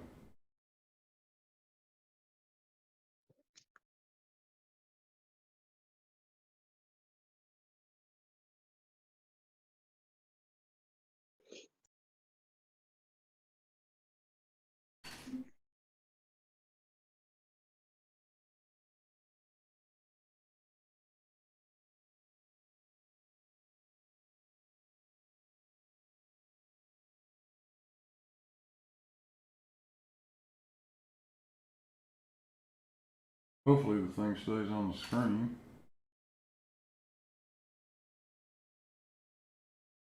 I'll be very upset if it doesn't. Actually, I won't be that upset, but the time lapse will get it. I'll get a little wider field of view on that camera over there.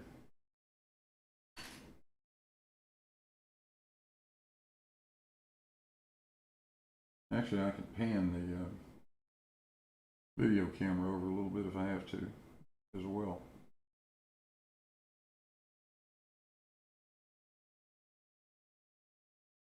In fact, right now might be a good time just to go ahead and do that, because I don't have any of my little dots set yet, so let's see.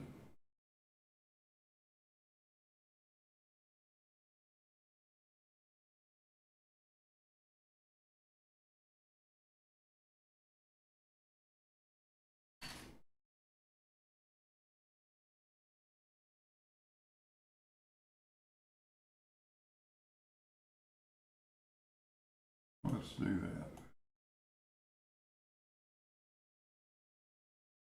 Hopefully that'll work.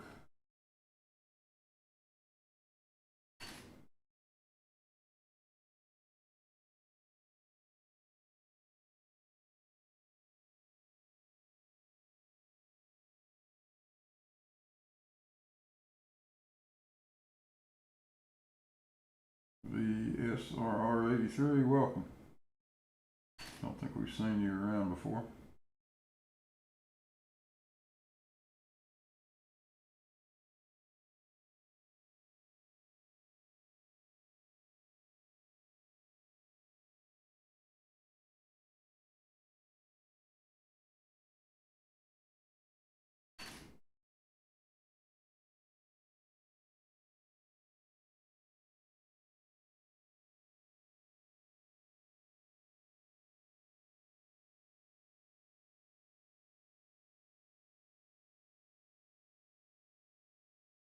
I was just kind of reading what was going on out in the chat. Oops. Yep. Let's see if we're anywhere close to a minimum point.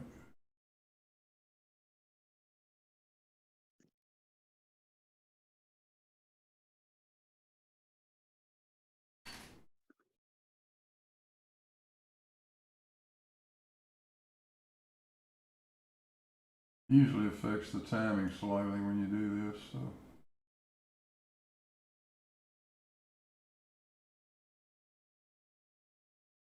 We'll find the bottom end here in a minute. I'll make that circle just a little bit smaller.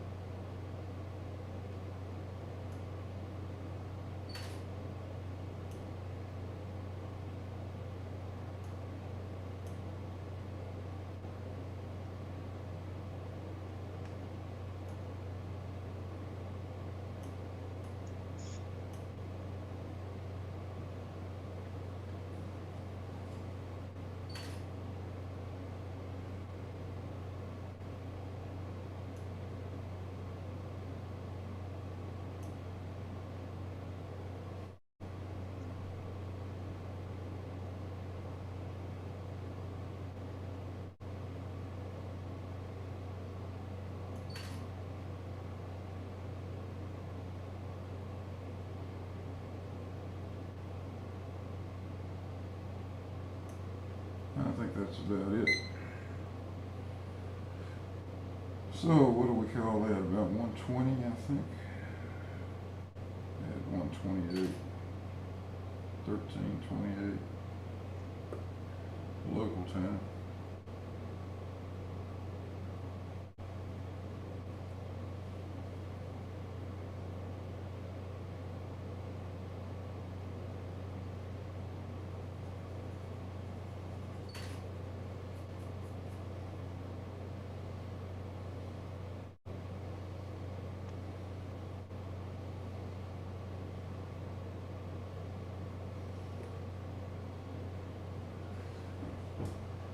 So let's see what it does now.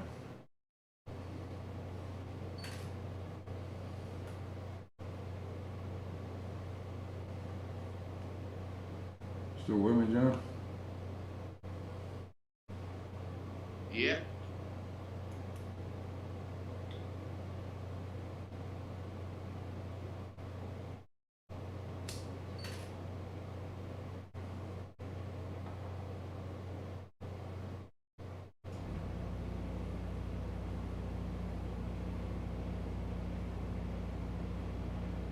Getting to be late in the day over there, isn't it?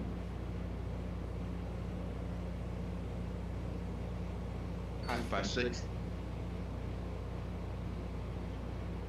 Starting to get dark this early yet?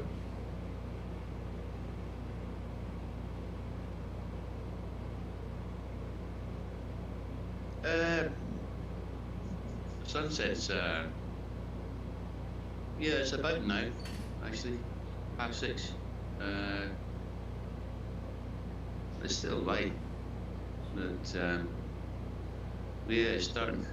As we say in Scotland, aye, the nights are fair. They're fair drawing in. Aye. Yeah, it's noticeably getting.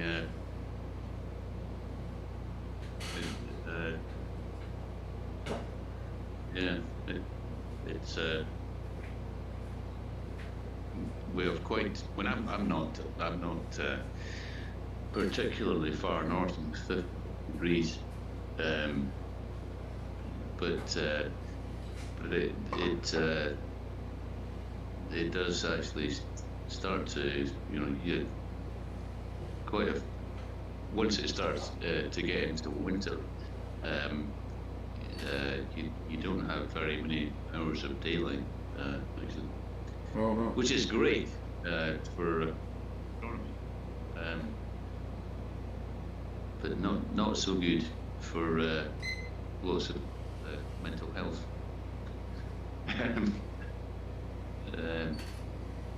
It's not Finland, but yeah.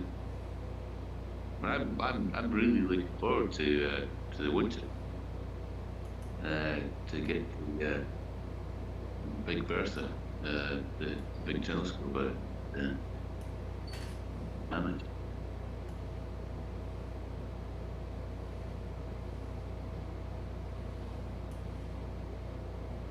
Yeah, you can say it's not that far north, but every part of that island is 1,000 miles north of New York City. Mm.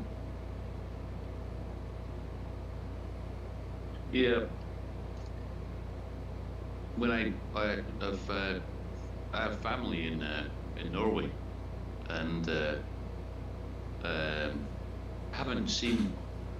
haven't actually personally seen the midnight sun, but I have seen the sun barely set on the northern horizon, and it just doesn't really get dark. When that's not really that far north of well, Oslo is kind of a similar kind of latitude, but if you go a bit further north, the sun just kind of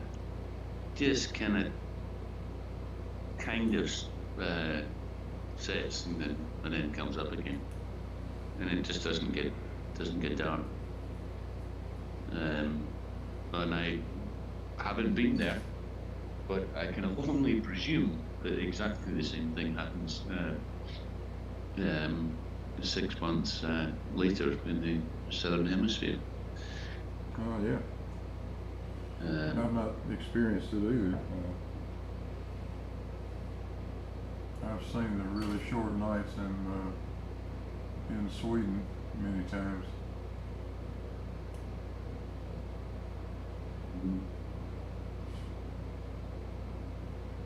It's dark at best for 3 or 4 hours.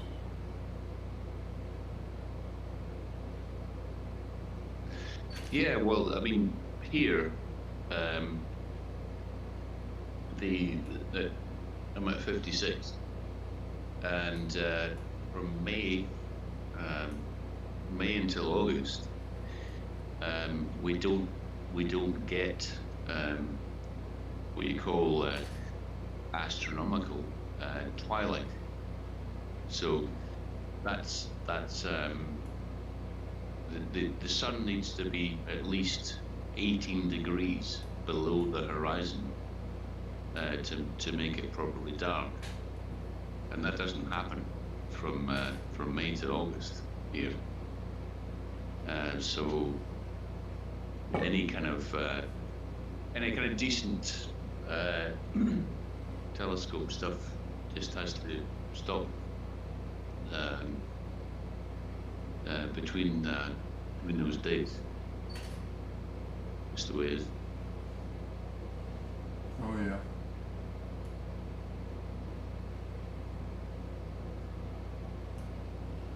Yeah, I've experienced all of the seasons in Sweden many times. I used to make 3 or 4 trips a year over there, every year. Were you got a family over there or something? No, I had a headquarters for the company I worked for over there.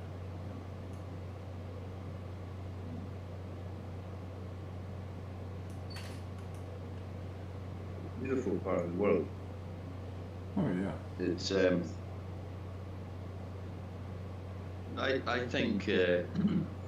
think Norway, actually, as much as I love Scotland, I think Norway, I think they really do actually have it all figured out. It's just a beautiful place, and the people there are patriotic. Yeah. In the in a wholesome way.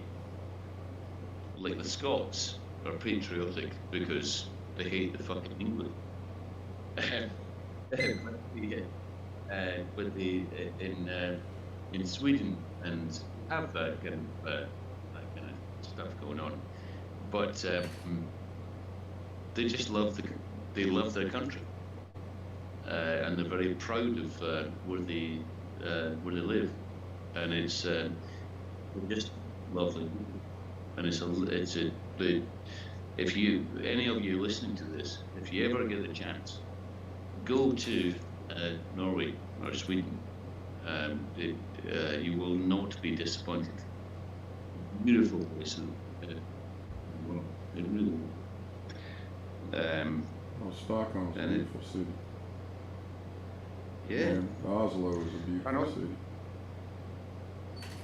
Yeah, Oslo. Just beautiful. Yeah. And especially at night. It's all lit up. Yeah, exactly. It's just to walk around, and whatever they're doing, they're doing it right, and they've got a public transport system that is really easy to use, and it's cheap, and the trains in that country, just it all just runs like clockwork, and it's I go back to Scotland. I think, shit, where did we go wrong?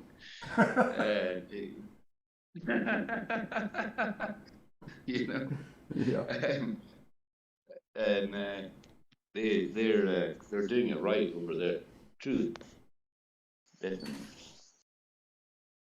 Yeah, the people are super friendly. Yeah, they're lovely. Absolutely.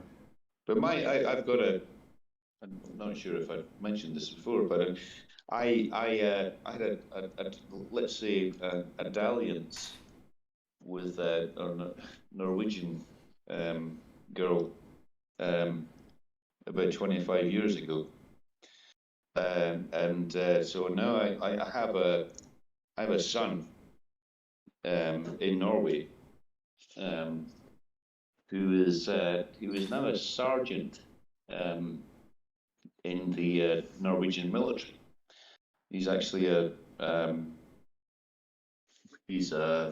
what's his a weapons instructor. He's a weapons instructor in the Norwegian military. Those guys are tough as nails. Yeah, yeah. Well, if you train above the Arctic Circle, and you can put up with that, that's in my book. That's extremely commendable. So he's he's one of those guys, and I was slightly appalled to begin with when I heard that they gave him a rifle. And I was like, holy shit, they gave you a rifle. Just make sure you point it in the right direction. So, and but actually, he is he's turned into a fine young man, and he's very well respected in the Norwegian military, and yeah, I'll stop there. I could gloat and go on about how proud I am, but I think you can probably tell. So I'll stop there. Oh, sounds like you got every right to be proud and every right to gloat a bit.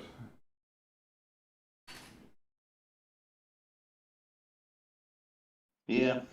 And my hat's off to anybody that actually raises their hand and agrees to do whatever's required.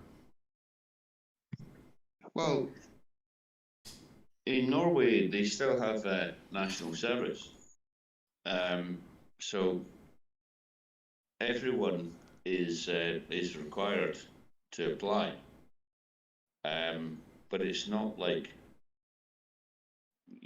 like in times of war, every fucker would be conscripted.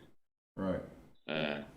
But now, if you're not interested, they will separate the wheat from the chaff, and if you're not good material for the military, then it's not going to happen. So it's only the people that actually want to do it that actually end up going forward. But it's a really good deal in Norway, because it's a really sort of vocational kind of thing. You end up getting qualifications that really mean a lot in civilian life. So it's not like you join the military and do your time and then come out like a convict out of prison, and you're like, holy shit, what am I going to do now? It's actually you get really good qualifications, really good training, and it sets you up for the rest of your life. Um, so Let me, I'm really that's yeah, what he's. That's, let me shout out JSS Tiger for a $5 super chat. Thank you so much. So somebody needs to pay for the new wire. I appreciate that.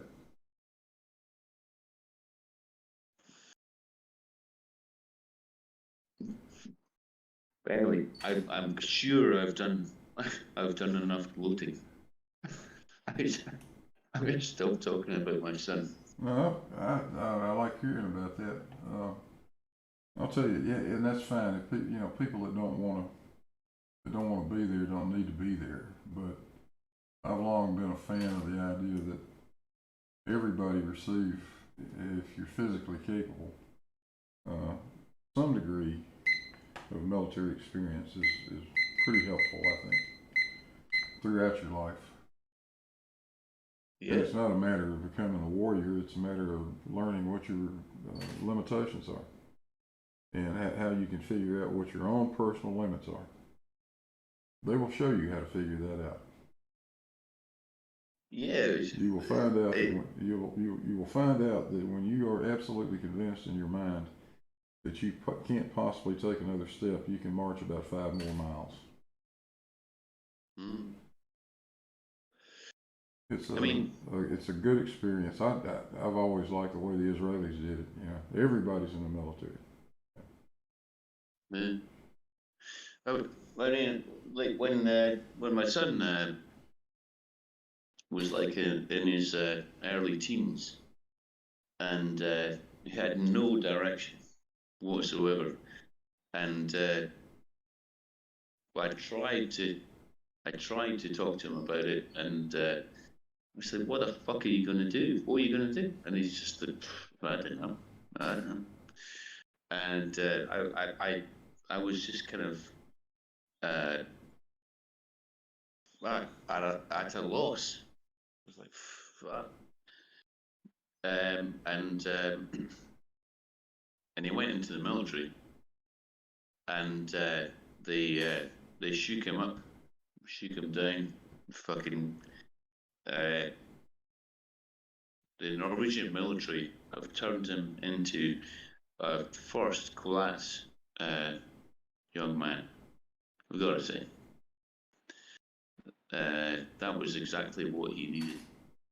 Um, and I'm slightly ashamed to say it, he's actually outclassed me. And he's slightly, and we're talking like 5 millimeters here, slightly taller than me. Uh, but he's turned into a first class guy. So there you go. let me address let me address what's up in the chat. Be careful what you wish for, my friend. Uh, I may just decide to have you on here. If you've got something you still want to say, you let me know. I'm in the middle of an experiment right now, but I will be glad to unban you long enough to whip your ass. Who are you talking to? What's up?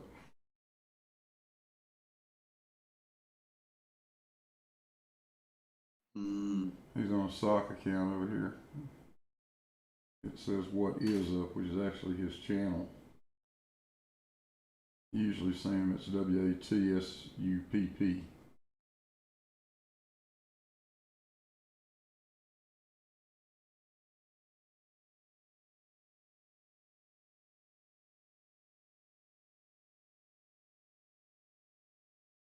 yeah, well, I'm guessing.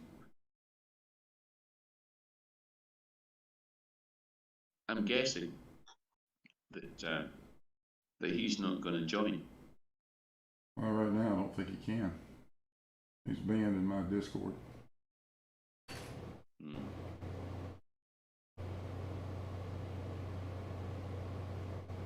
But I don't feel like getting distracted by that bullshit at the moment. I'm trying to collect data here. Yep. And I don't need his nonsense in the middle of it. But at the appropriate time, I'll be glad to let him in long enough just to show how little he knows about math or physics. So that come across loud and clear. What's up?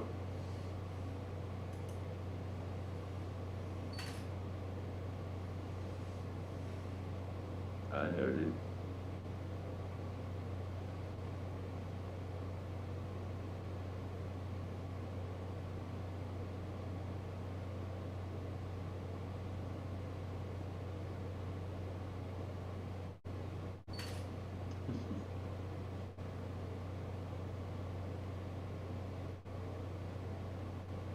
The Huh?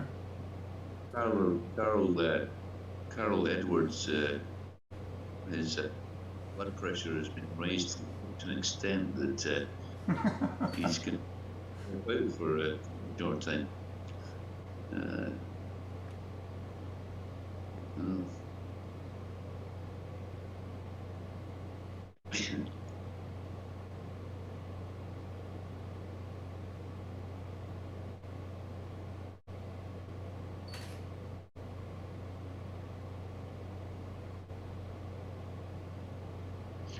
Yeah, what's up? Yeah, absolutely. I'll have a talk with you sometime. You're right, I will.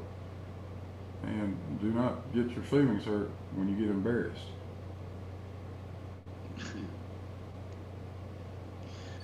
Just to say to anyone in the chat, if anyone's been responding to me or anything that I've said, I'm not actually reading the chat. So if I didn't respond or didn't get back to you, don't cry yourself to sleep about that. As it happens, probably no one has actually made any comment with regard to me.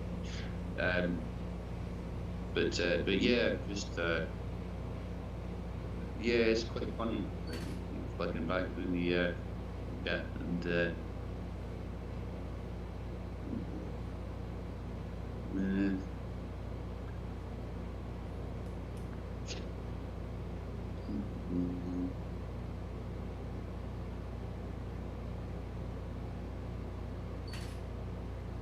well, you gave him a wrench.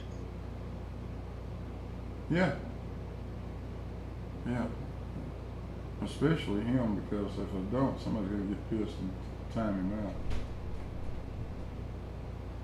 Yeah, I suppose so.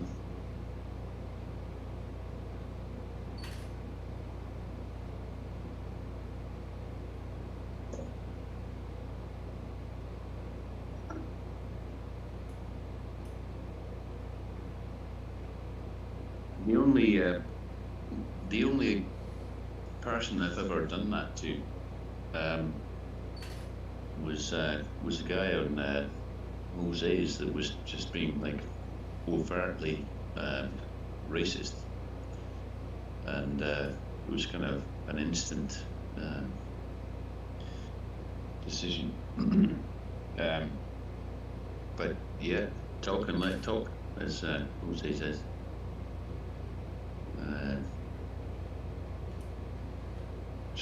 Free speech is a thing, and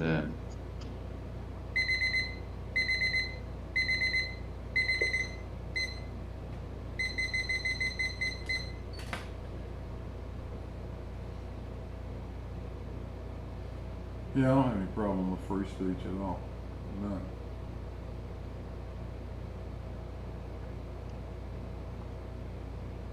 well, I think within reason. I mean, people should be able to say whatever they want. Obviously, if it's there is a line, but where the line is, that's the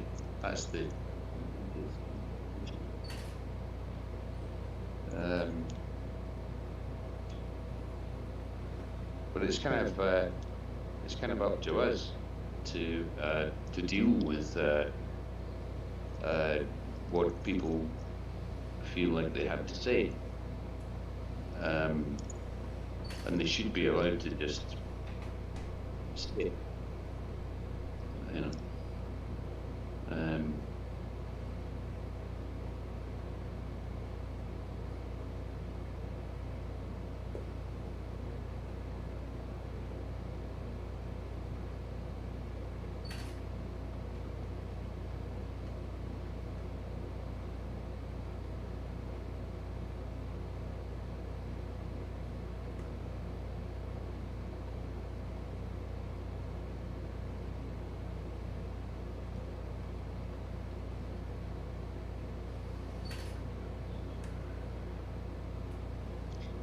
Now, now I'm reading what is up is actually saying.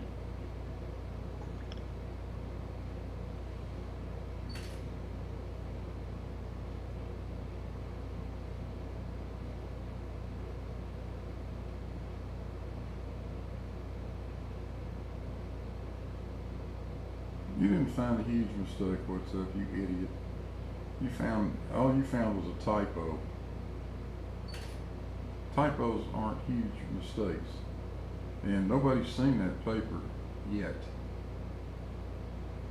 That was easily taken care of. In fact, if you read the fucking description of what I said I did, combining equation 1 and 2, I didn't do that. That's where you see it's a damned typo. I copied the wrong little equation from the previous page. If you've ever tried to type an equation into Word, you will realize that you go out of your way to avoid retyping the same thing. It's a bit of a fiddle to get those things to look the way you want them to. I reached up there and copied the wrong one. Big deal. You're trying to make a federal case out of nothing. And this is what pisses me off with you dishonest bastards. You know, peer review is really quite a ruthless process. I mean, it's not like a bunch of boys in a club. You've got competing scientists who want to make a name for themselves, and if one of their contemporaries releases a paper, particularly in the along the same vein, their competitors, if you like, will try to destroy what they have put forward. They will nitpick and try to pull apart a paper that has been submitted. You know, so it really is not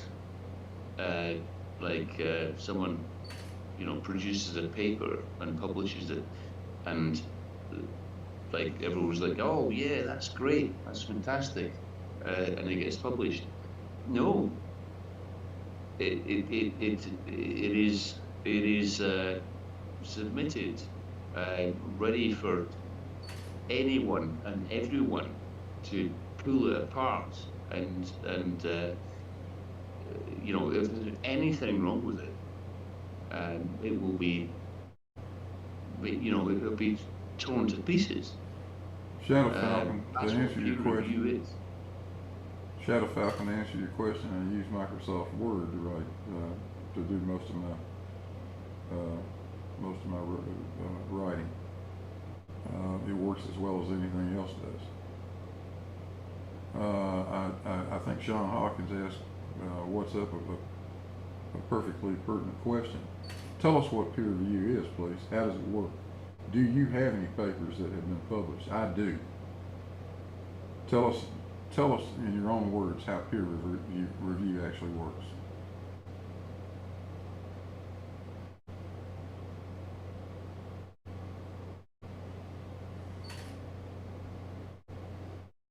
Well, you've gotten it wrong already. What's up?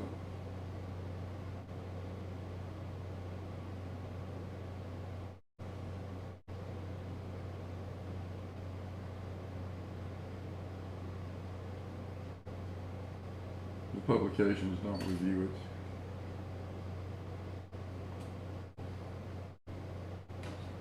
That's not who conducts the review.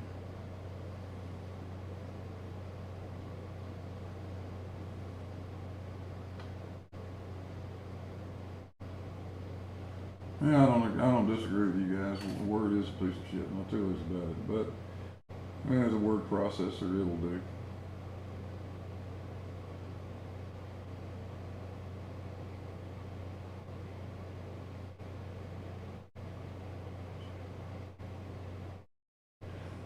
Yeah, Shadow Falcon. I've done a lot of papers over the years using Word and sticking equations in. Once you get used to it, I mean, but you gotta be sure to use all the correct math operators.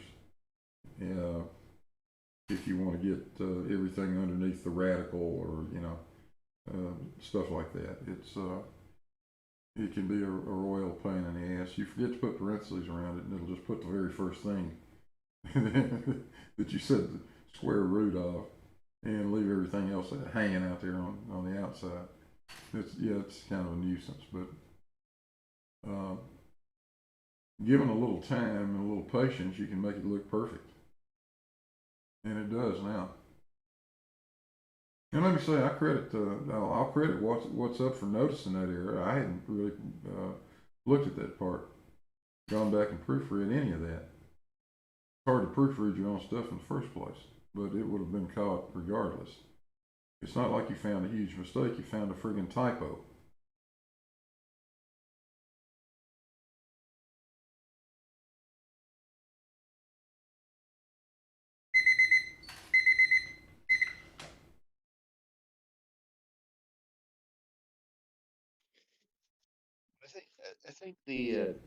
I think the major thing that a lot of people don't understand about peer review is that it is this self-correcting process where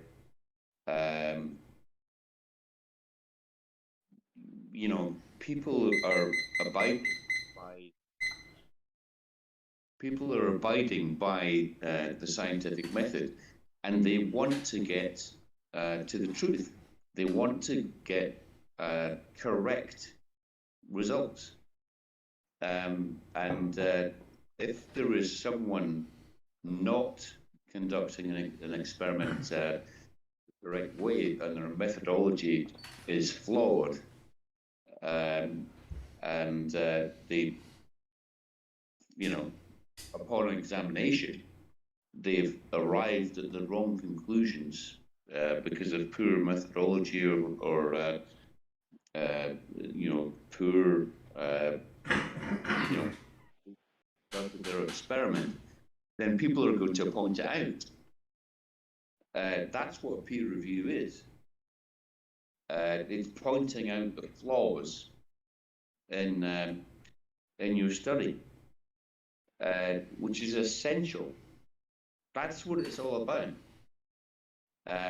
It's not giving you a pat on the back saying, "Oh yeah, that's great, you've discovered fucking such and such."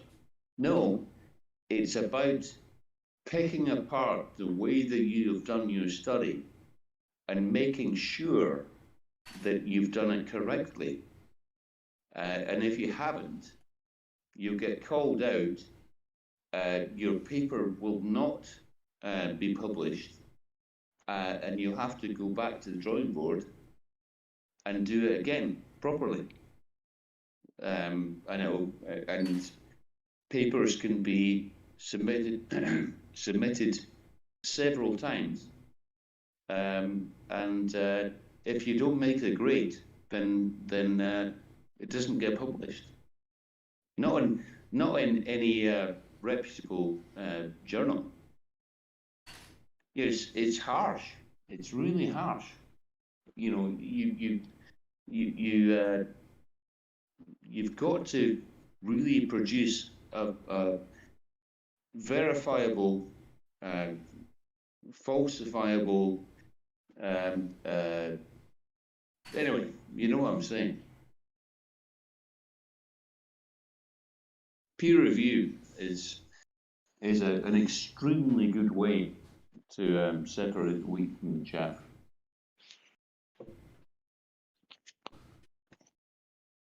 Well, most of the time, responsible researchers don't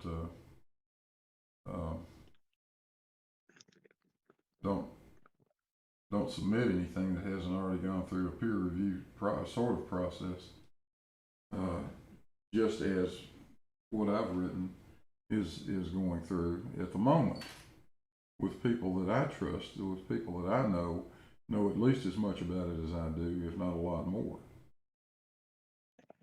So by the time I turn this loose and let anybody actually see the real paper, it will have been looked at by people with PhDs. Mm-hmm. Yeah. Now, this isn't fundamental research, for God's sakes. This is a repeat of something Cavendish did 220 years ago. And the silly little typo I made in an equation is in there just for the interest of the people that have never seen the derivation done before.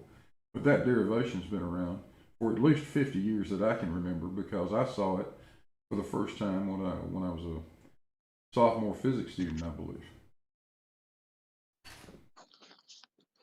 So I'm not claiming to have invented any of this bullshit.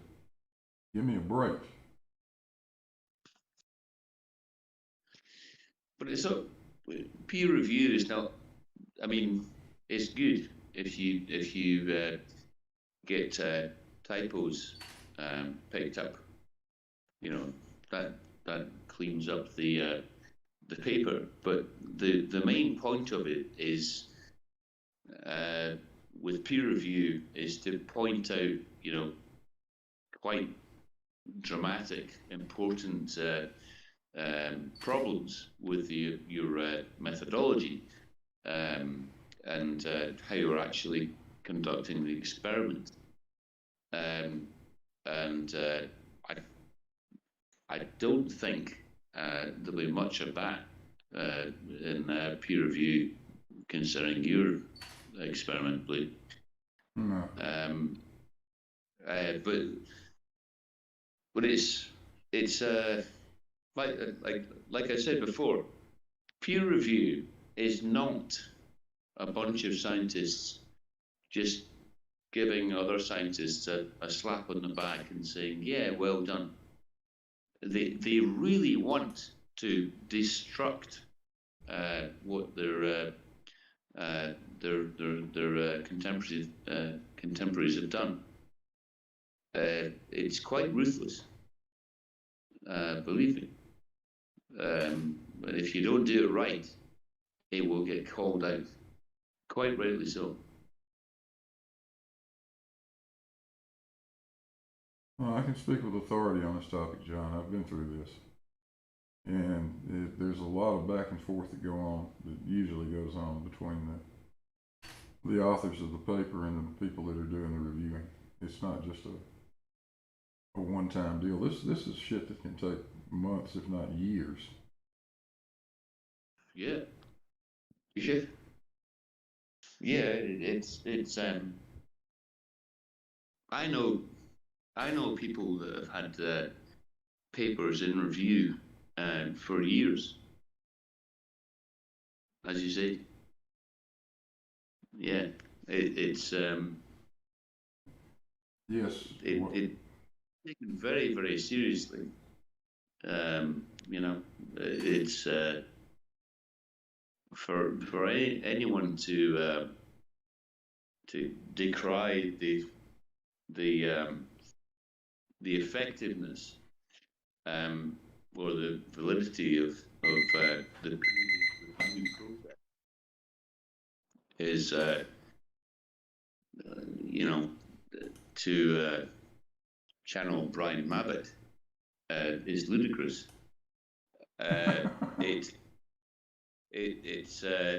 It's such a severe, stringent process that nothing. It's 1 in a million that something actually gets through that isn't genuine.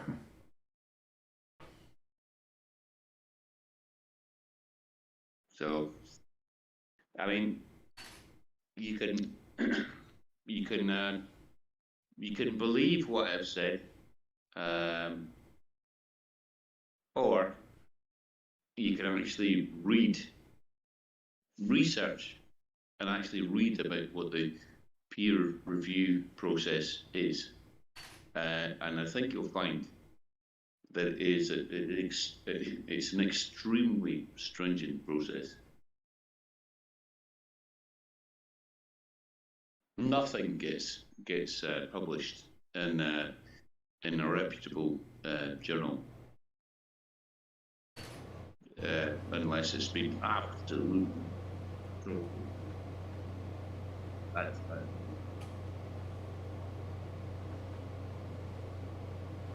And to answer What's Up's question, no, I can't. I wish I could. What's Up? I would love to share some information with you guys, but all of it would totally dox me, and I'm not going to. But I've had stuff published in pulp paper, in Power magazine, in the Electric Power Research Institute's some of their symposiums. I've had quite a few things like that, and I've got a number of patents that I could show you, but I'm not going to because it's got my name on it.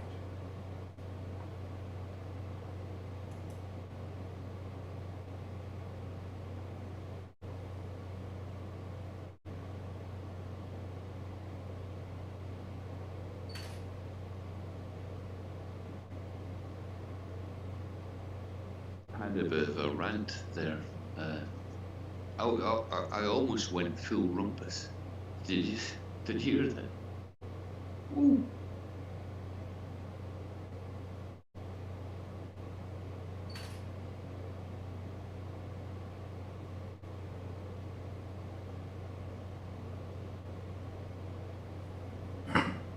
Crap. Gotta stop this.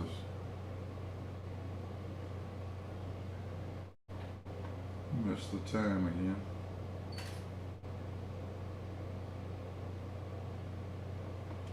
So we'll see if that's about right, maybe.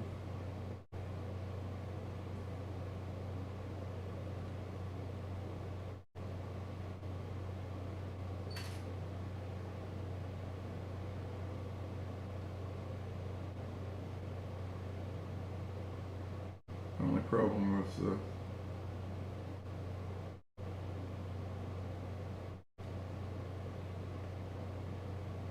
talking to the chat and doing all this stuff is you get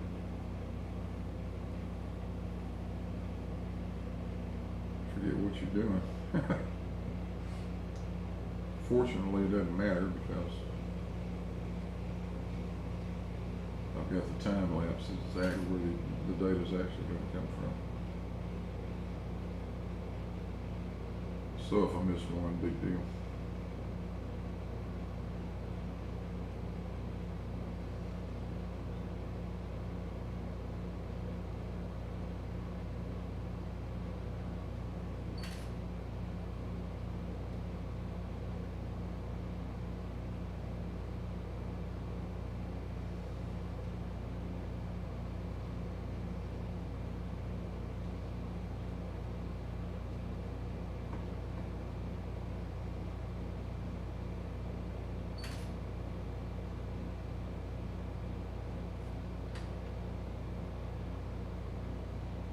so it looks like this thing's gonna return reasonable data. Brand new fresh wire, I don't know.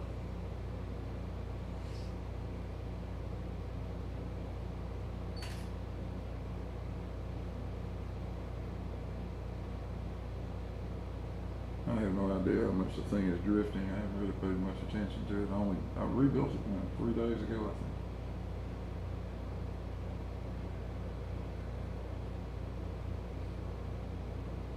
I can go back as far as, this is back before it was NIST, it was called the National Bureau of Standards.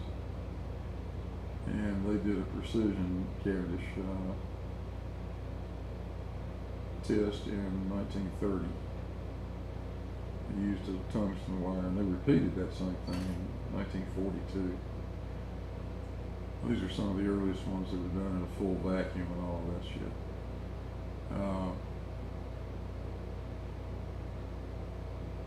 But they use tungsten wire as their torsion element too. But it was interesting reading about their experience, and then they talked about how it took a period of 3 months for that torsion wire, for that tungsten wire to stop drifting. And I think that's pretty close to what I saw too with the other tungsten wire. So this one's got some seasoning to do.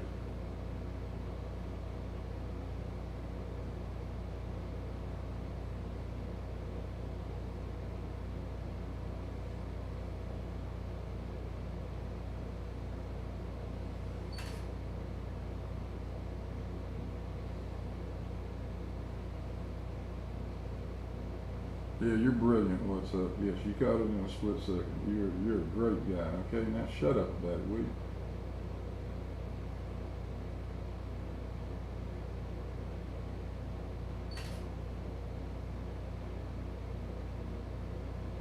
You'll make a great proofreader for somebody. Why don't you try writing something for a change?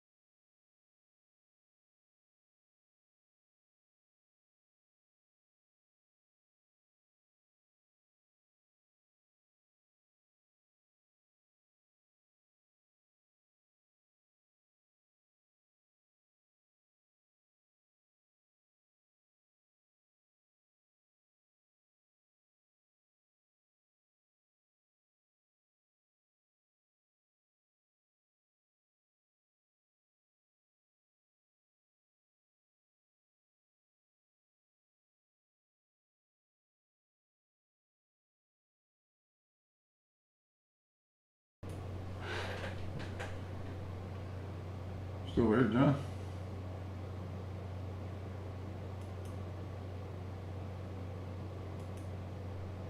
Oops, don't see John anymore. Where'd you go, John?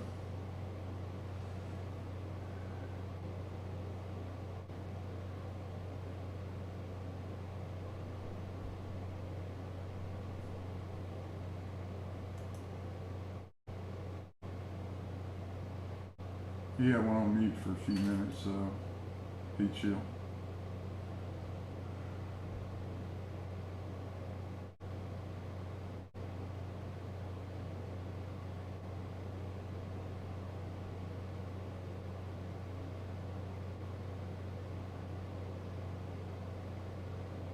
John Watson, where'd you go? He dropped out.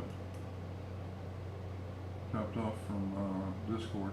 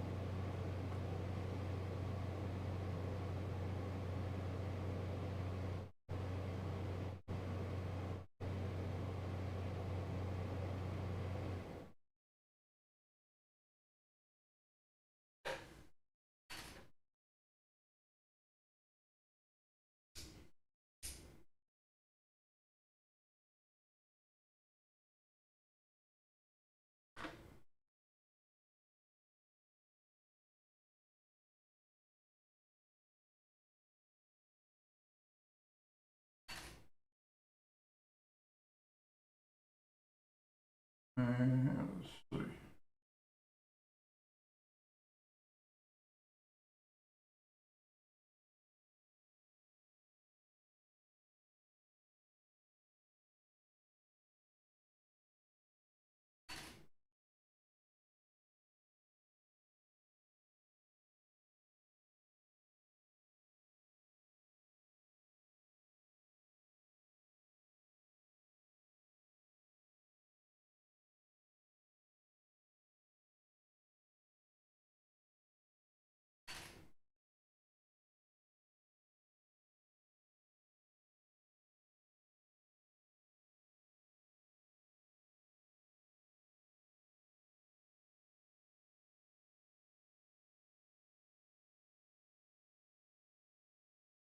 So we got 21 people watching.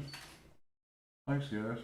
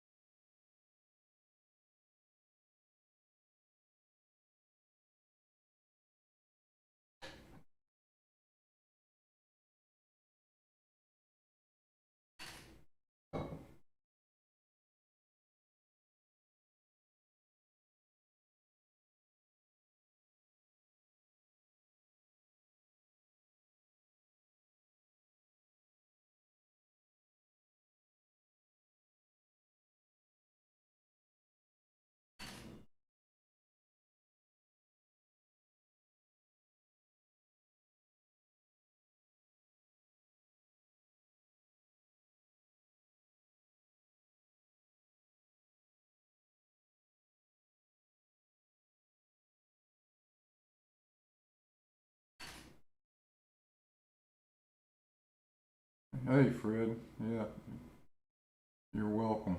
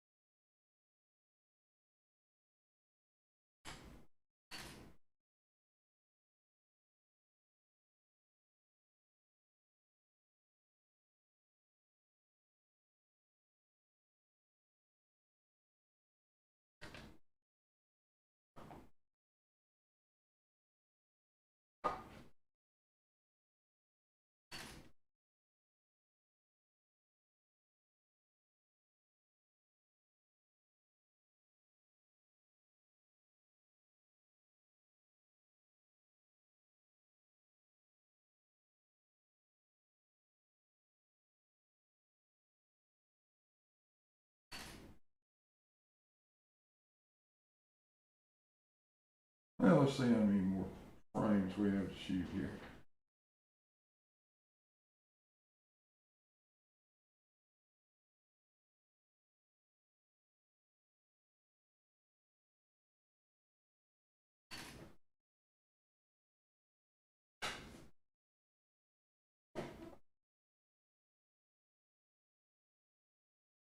Yeah, so we got about 34 more minutes of time lapse we can do, or we will do.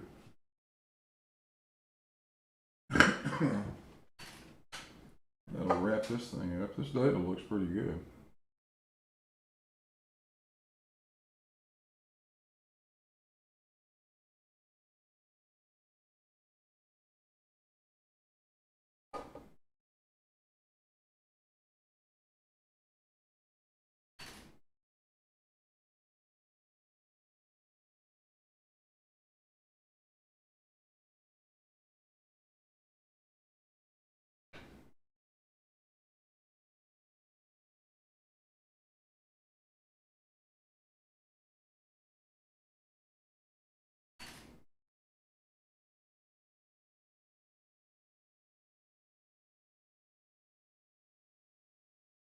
And it looks like something like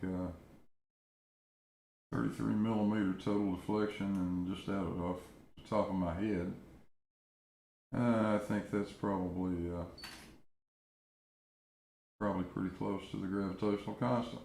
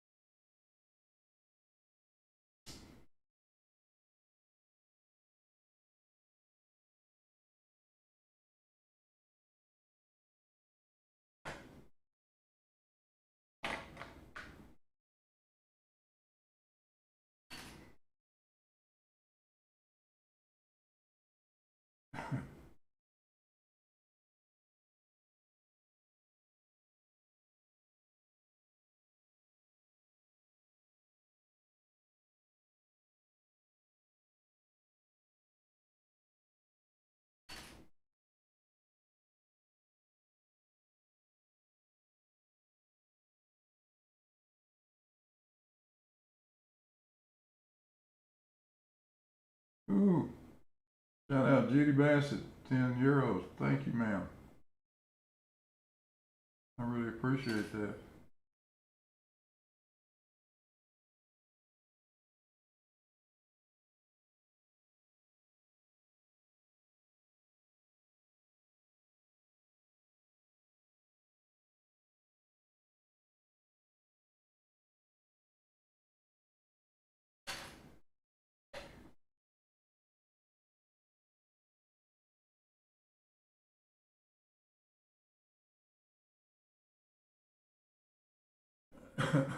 It simply comes down to this. So the science deniers can kick and scream all they want to about gravity not being a force and yada yada yada. And none of that makes any difference one way or the other. There's no difference in Newtonian gravity and Einsteinian gravity. It's all gravity. Mass appears to attract mass. It's caused by the warping of space-time. We understand all these things. We treat it as if it's a force because it acts like a force. It acts like a force in every respect. At the macro non-relativistic level. Now, if you make things go really, really, really fast or get really, really, really big, all of that falls apart underneath.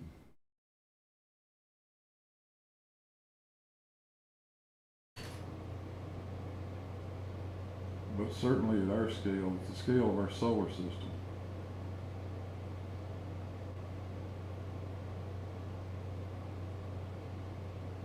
Newton works for almost everything.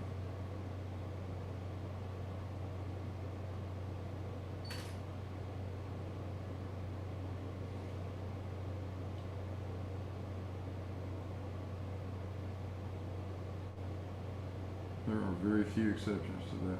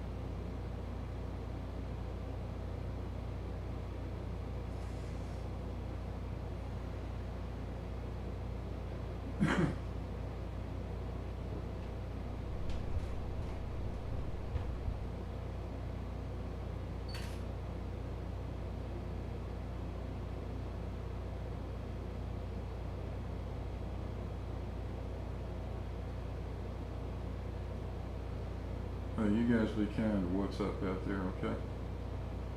He's going to win a Nobel Prize in proofreading for finding a typo in a segment of an unchecked paper not published yet.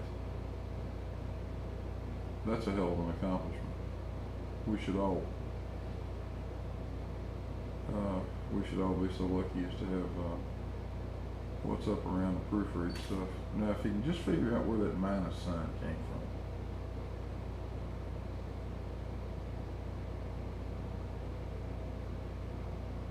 If we could just get him to understand that the only reason it's there is because it just tells you that the restoring force acts in the opposite direction of the rotation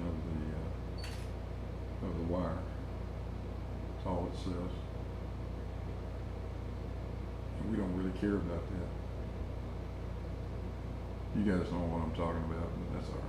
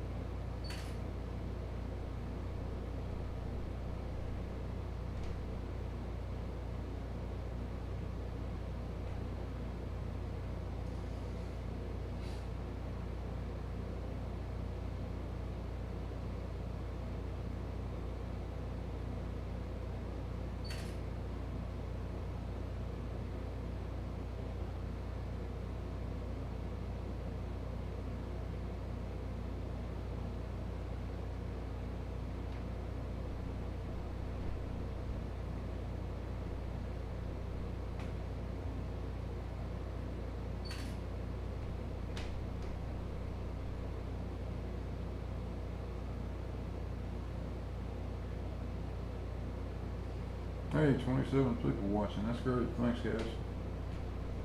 Thanks for showing up. I appreciate it. This will probably be the last time we do one of these.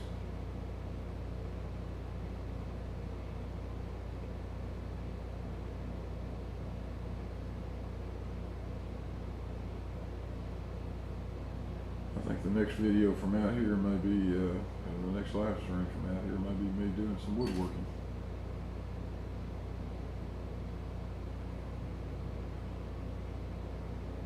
I have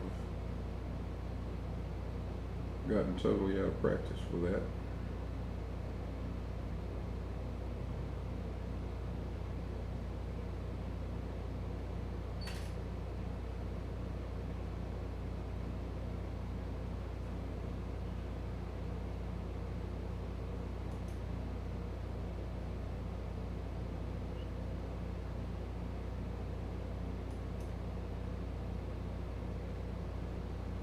Way too much time spent staring at a laser dot.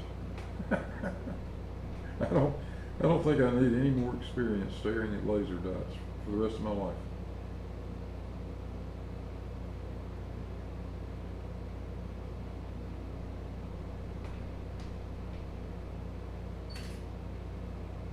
Oh, snark. Oh, yeah. I'd delete that if I were you. I really would.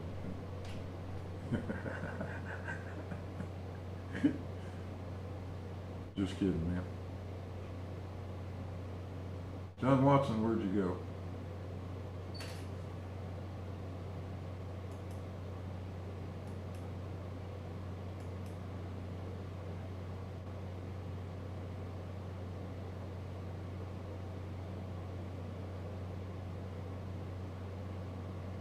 Well, it's heat shield listening, man. Use it or lose it, you know.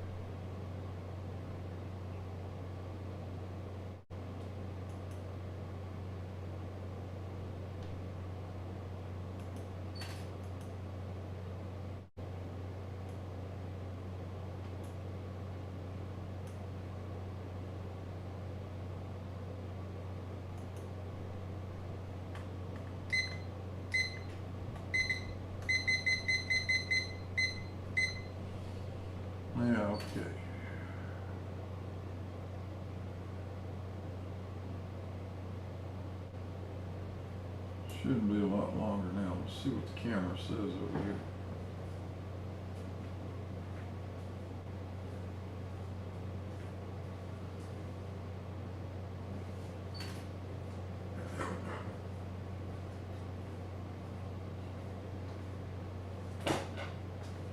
So we've still got about 20 minutes, I guess.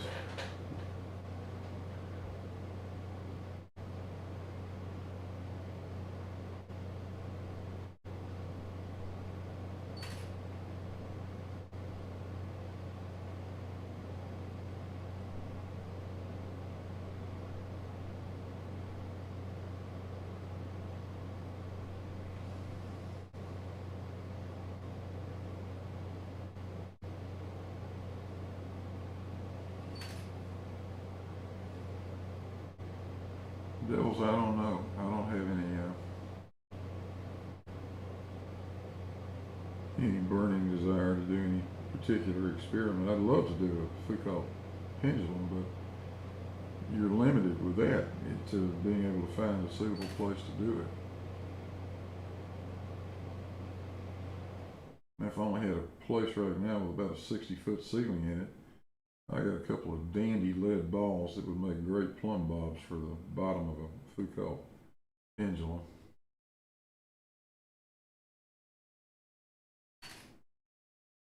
I bet I could get one of those mothers to swing for a couple of hours.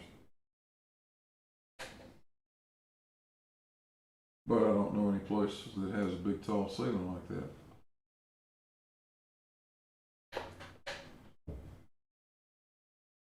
I may play with it in here just to see how long it takes it to stabilize, just to get an idea about whether it'd be even possible. I don't think it would be.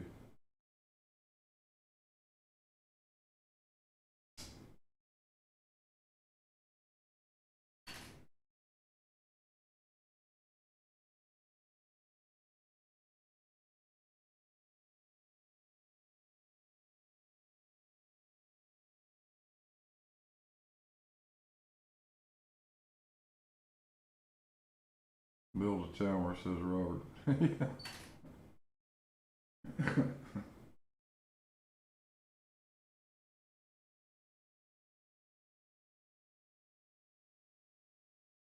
need an old abandoned silo is what I need.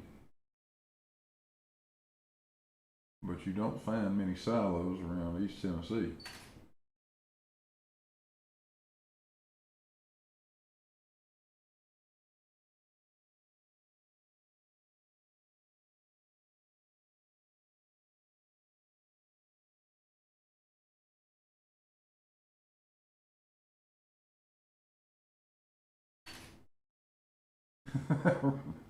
Mostly aren't harmless, says rope tree plus brave child to climb the tree.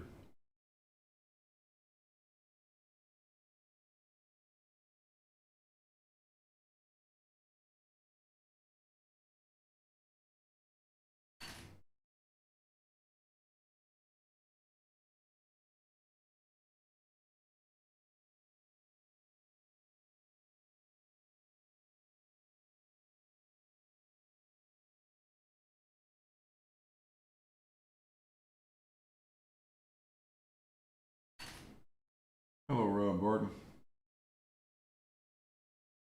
Yeah, Judy, old power plant.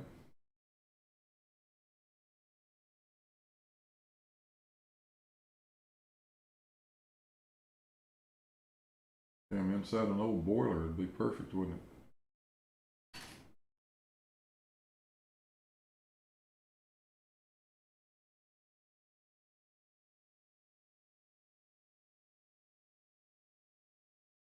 Thing pendulum off an old superheater.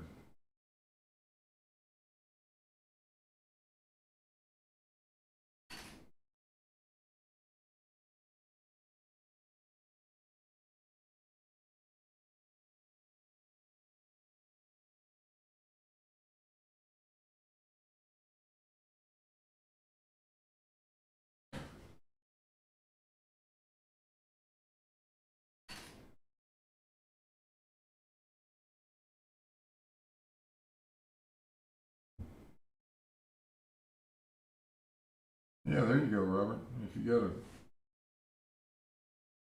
a nice abandoned silo someplace, that would work.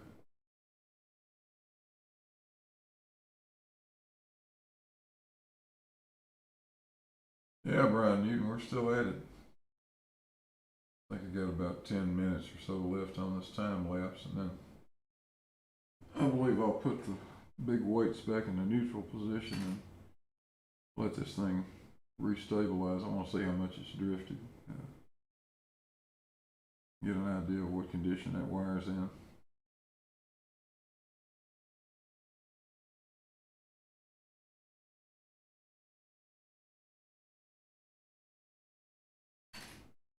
That's right, heat shield, May 18th, 2020. Yeah, it's been going on for a year and a half, hasn't it?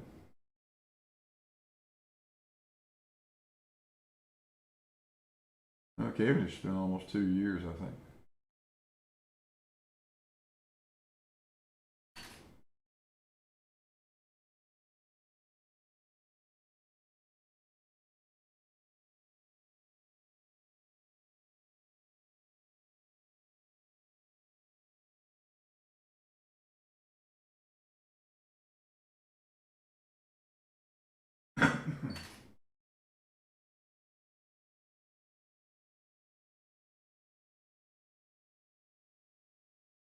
I think when I did that intro video was before I actually started building this thing.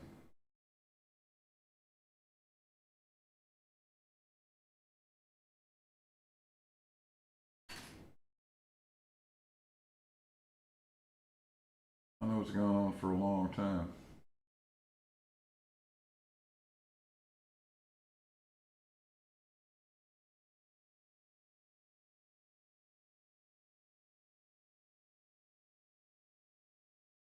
Brian Newton says he's been in the wood shop and knocked off for the evening. What are you making?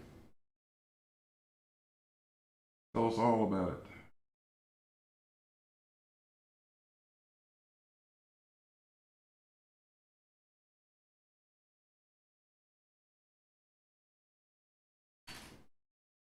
And are you a hand tool guy or a machine tool guy?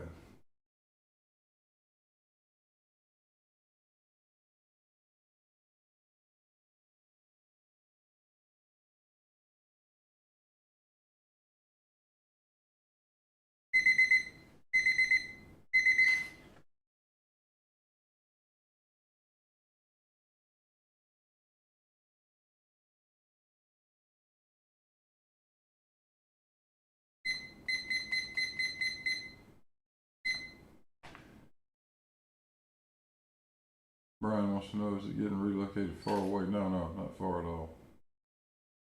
Not far at all.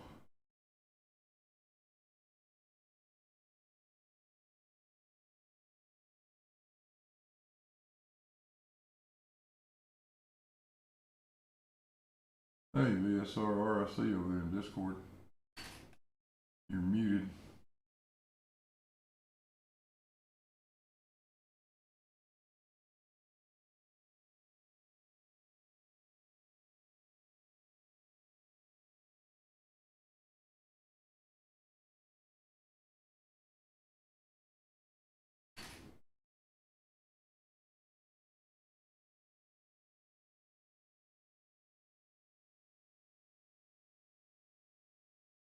Oh, there's nothing wrong with machine tools, Brian. Nothing at all.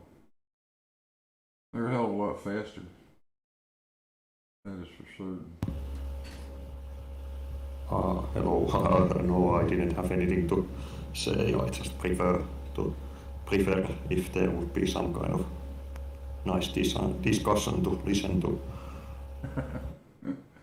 No, just you and I at the moment. John Watson was here for quite a while, but he ducked out. It was probably getting about time for him to eat over there.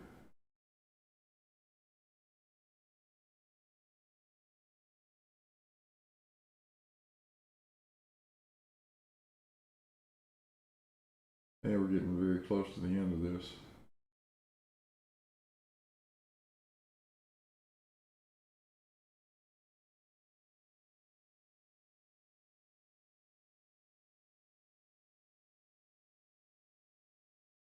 Yeah, Brian, I like my shop too. When it used to be a woodworking shop, I liked it a lot. It hasn't been one of those in a long time now. I'll get this thing taken apart, stacked up, and then I'll move this big damn workbench around.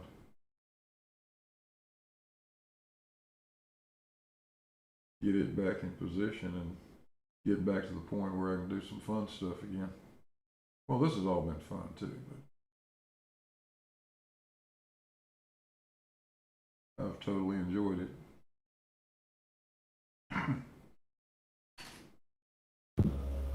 I think learning woodworking would be very, very nice. The sad thing is that I don't have any space to do that. That's what limits most I basically. Yeah. I live in this capital area of Finland, and it's I cannot afford anything except this very, very small apartment. And it would be much easier to live in the countryside and do stuff like this or that.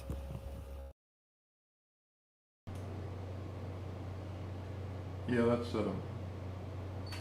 that's almost everybody's issue. I don't care how big an area you've got, it's never big enough. I've got a space here that's about probably 4 meters by 6 meters, something like that. Which is enough. That's plenty of room for doing the sort of stuff I do.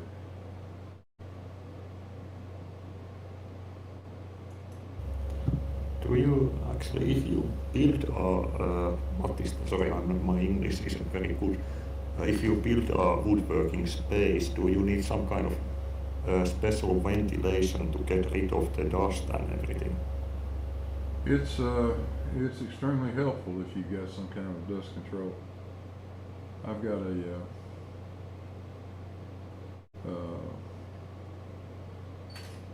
I actually do have some dust control here that takes mainly when you're doing it, when you're woodworking by hand, it's not so bad. When you have any kind of machine tool running, like a table saw or a band saw or a planer or something like that, that stuff makes a tremendous amount of dust. So you really need a decent dust collection system to keep that from going everywhere. And I've got the machine tools too.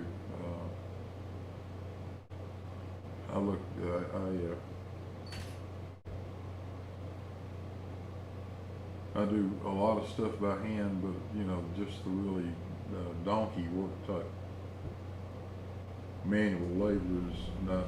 I don't need to do any more of that in my life. I've done plenty of it,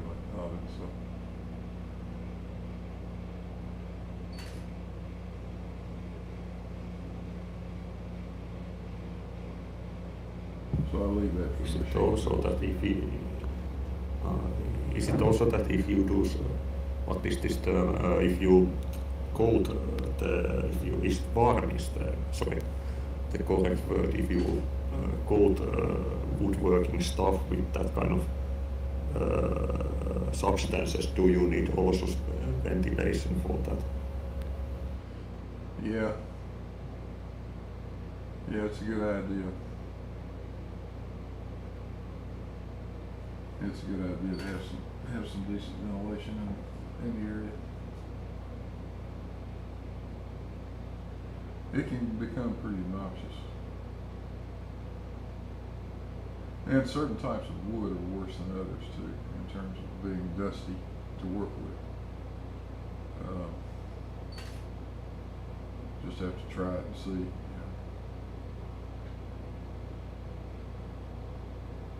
But there's always the broom and the shop vac that you can use to clean up after yourself, which you find yourself doing frequently when you're working with wood, or the whole damn shop's gonna be covered up in it.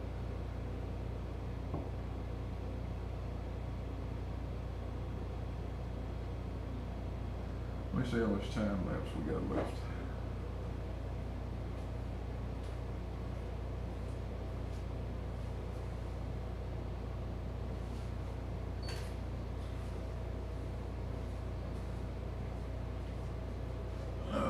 12 frames, that's 4 minutes, so. The router, Brian says, is the thing that gives him the most grief. Yeah, routers make, hey, they're just obnoxious. I hate listening to them. I hate all the dust and crap they make.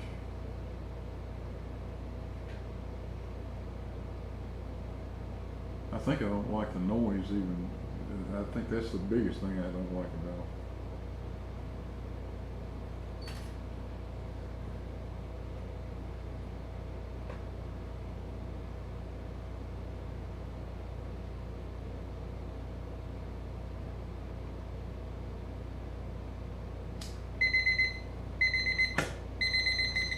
Okay, that's enough of that thing. No more egg timer. That thing's gonna get retired to the kitchen after this. I don't think I need to play with it anymore.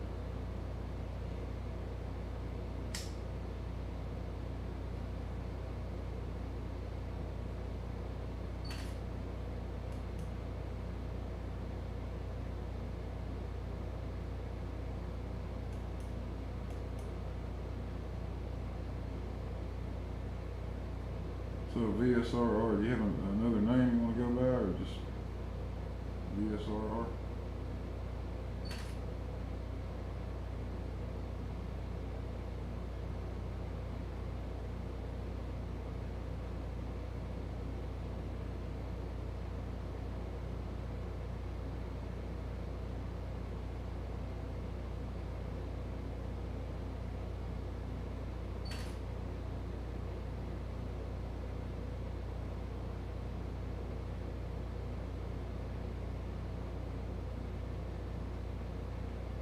Yeah, Brian, routers just scream. I hate those things.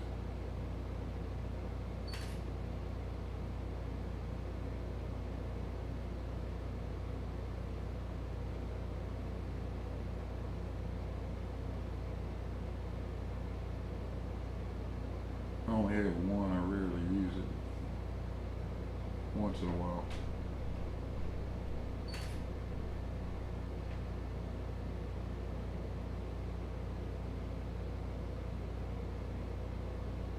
They're pretty cool for rounding things over, putting some kind of little decorative edge on it.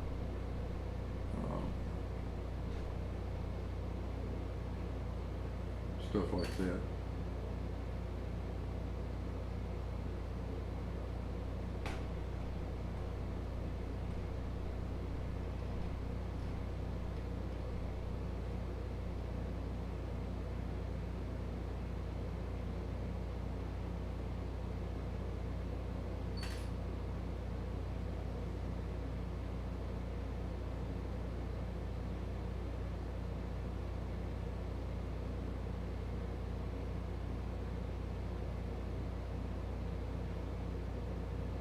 But I've got hand planes and spoke shaves and stuff like that I can do that with too. And I do whenever I get a chance.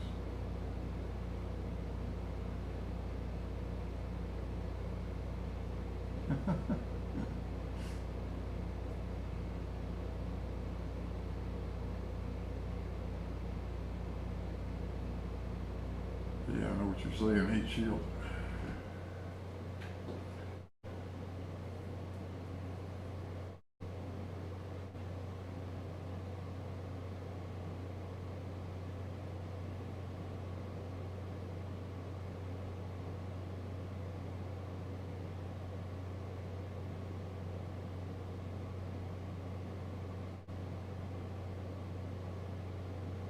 Yeah, mostly harmless here. Yeah.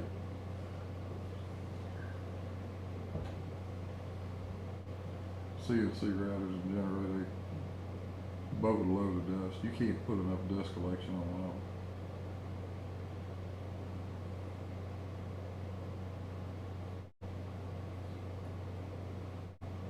And it depends on what kind of wood you run through it, but some of it will just turn into ultra fine powder. Walnut's bad about that.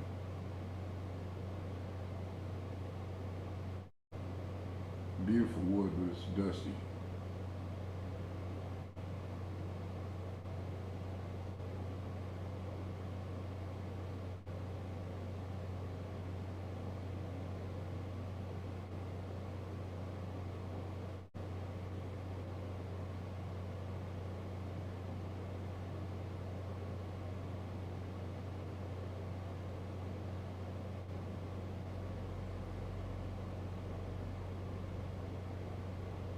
No, come on, I don't get over to Nashville very often. I go through there, not to there. I haven't spent a night in Nashville since gosh, I don't know, probably the 90s.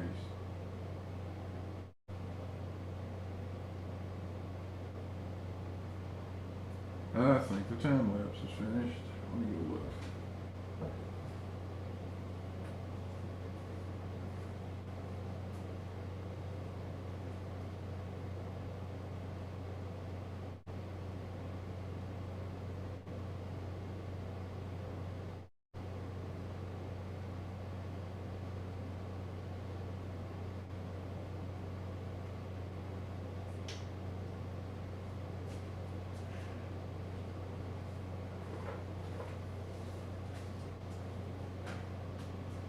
Alright, so the time lapse is all done.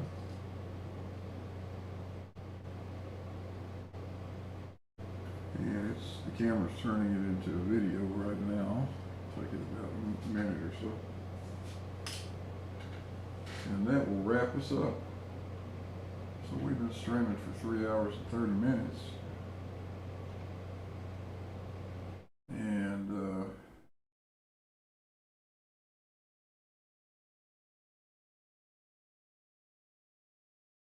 I'm thinking I might be calling it a day here.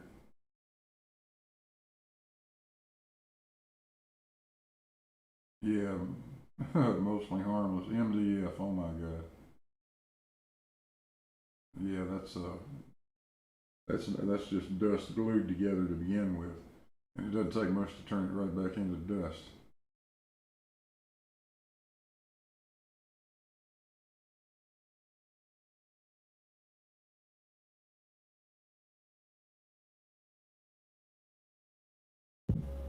Does actually the woodworking dust collect into computer fans? So what now? The dust produced from woodworking, and since you have fans inside your computer that are spinning, does the dust from? Yeah. I haven't had this computer out here while there's been any woodworking going on, and I wouldn't. I mean, I would turn this thing off and take it inside before I attempt to do any serious woodworking out here. That dust is going to kill the fan and everything in the computer, I think.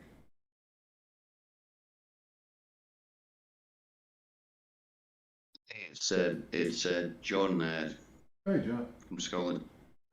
Where'd you go? I had to drop for a little while. You know when you have offspring, they tend to interrupt. Yeah. Yeah. So but I'm back now. Are you just about to end it? Yeah, getting really close. Hang on a sec. Yeah.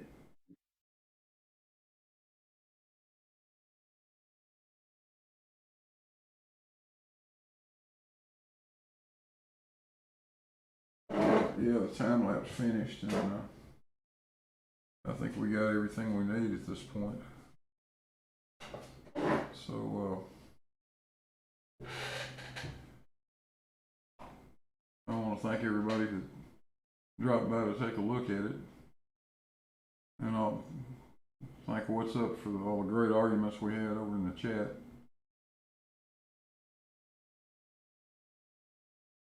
It's always nice to drop in.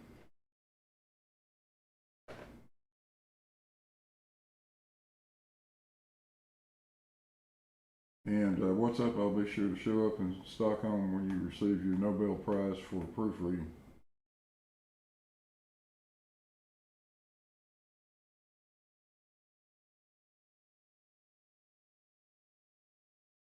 But I think you should share the prize money with me to tell you the truth what's up, because it was my typo that you caught. So.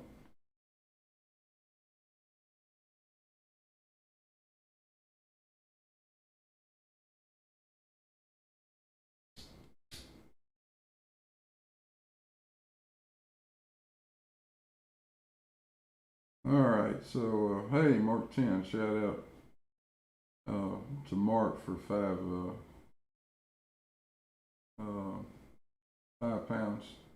Well done on the project, and thank you. No, thank you guys, really. You're the guys that have made it worthwhile and made it possible, honestly. Without the backing of the community, I would never have done this on my own, I don't think. But hopefully everybody feels like they got their money's worth out of it.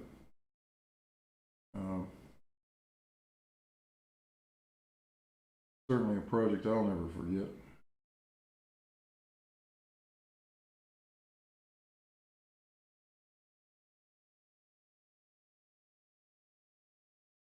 And the best part about it is it really irks the flat earthers.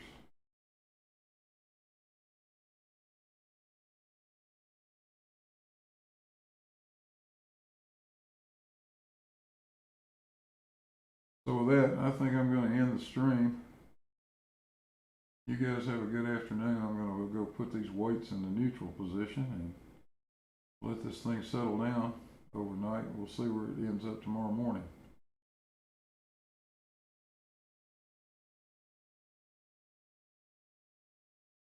So we'll do some more live streams, just probably not Cavendish live streams. And John Watson for £5. Thank you, John. I really appreciate it.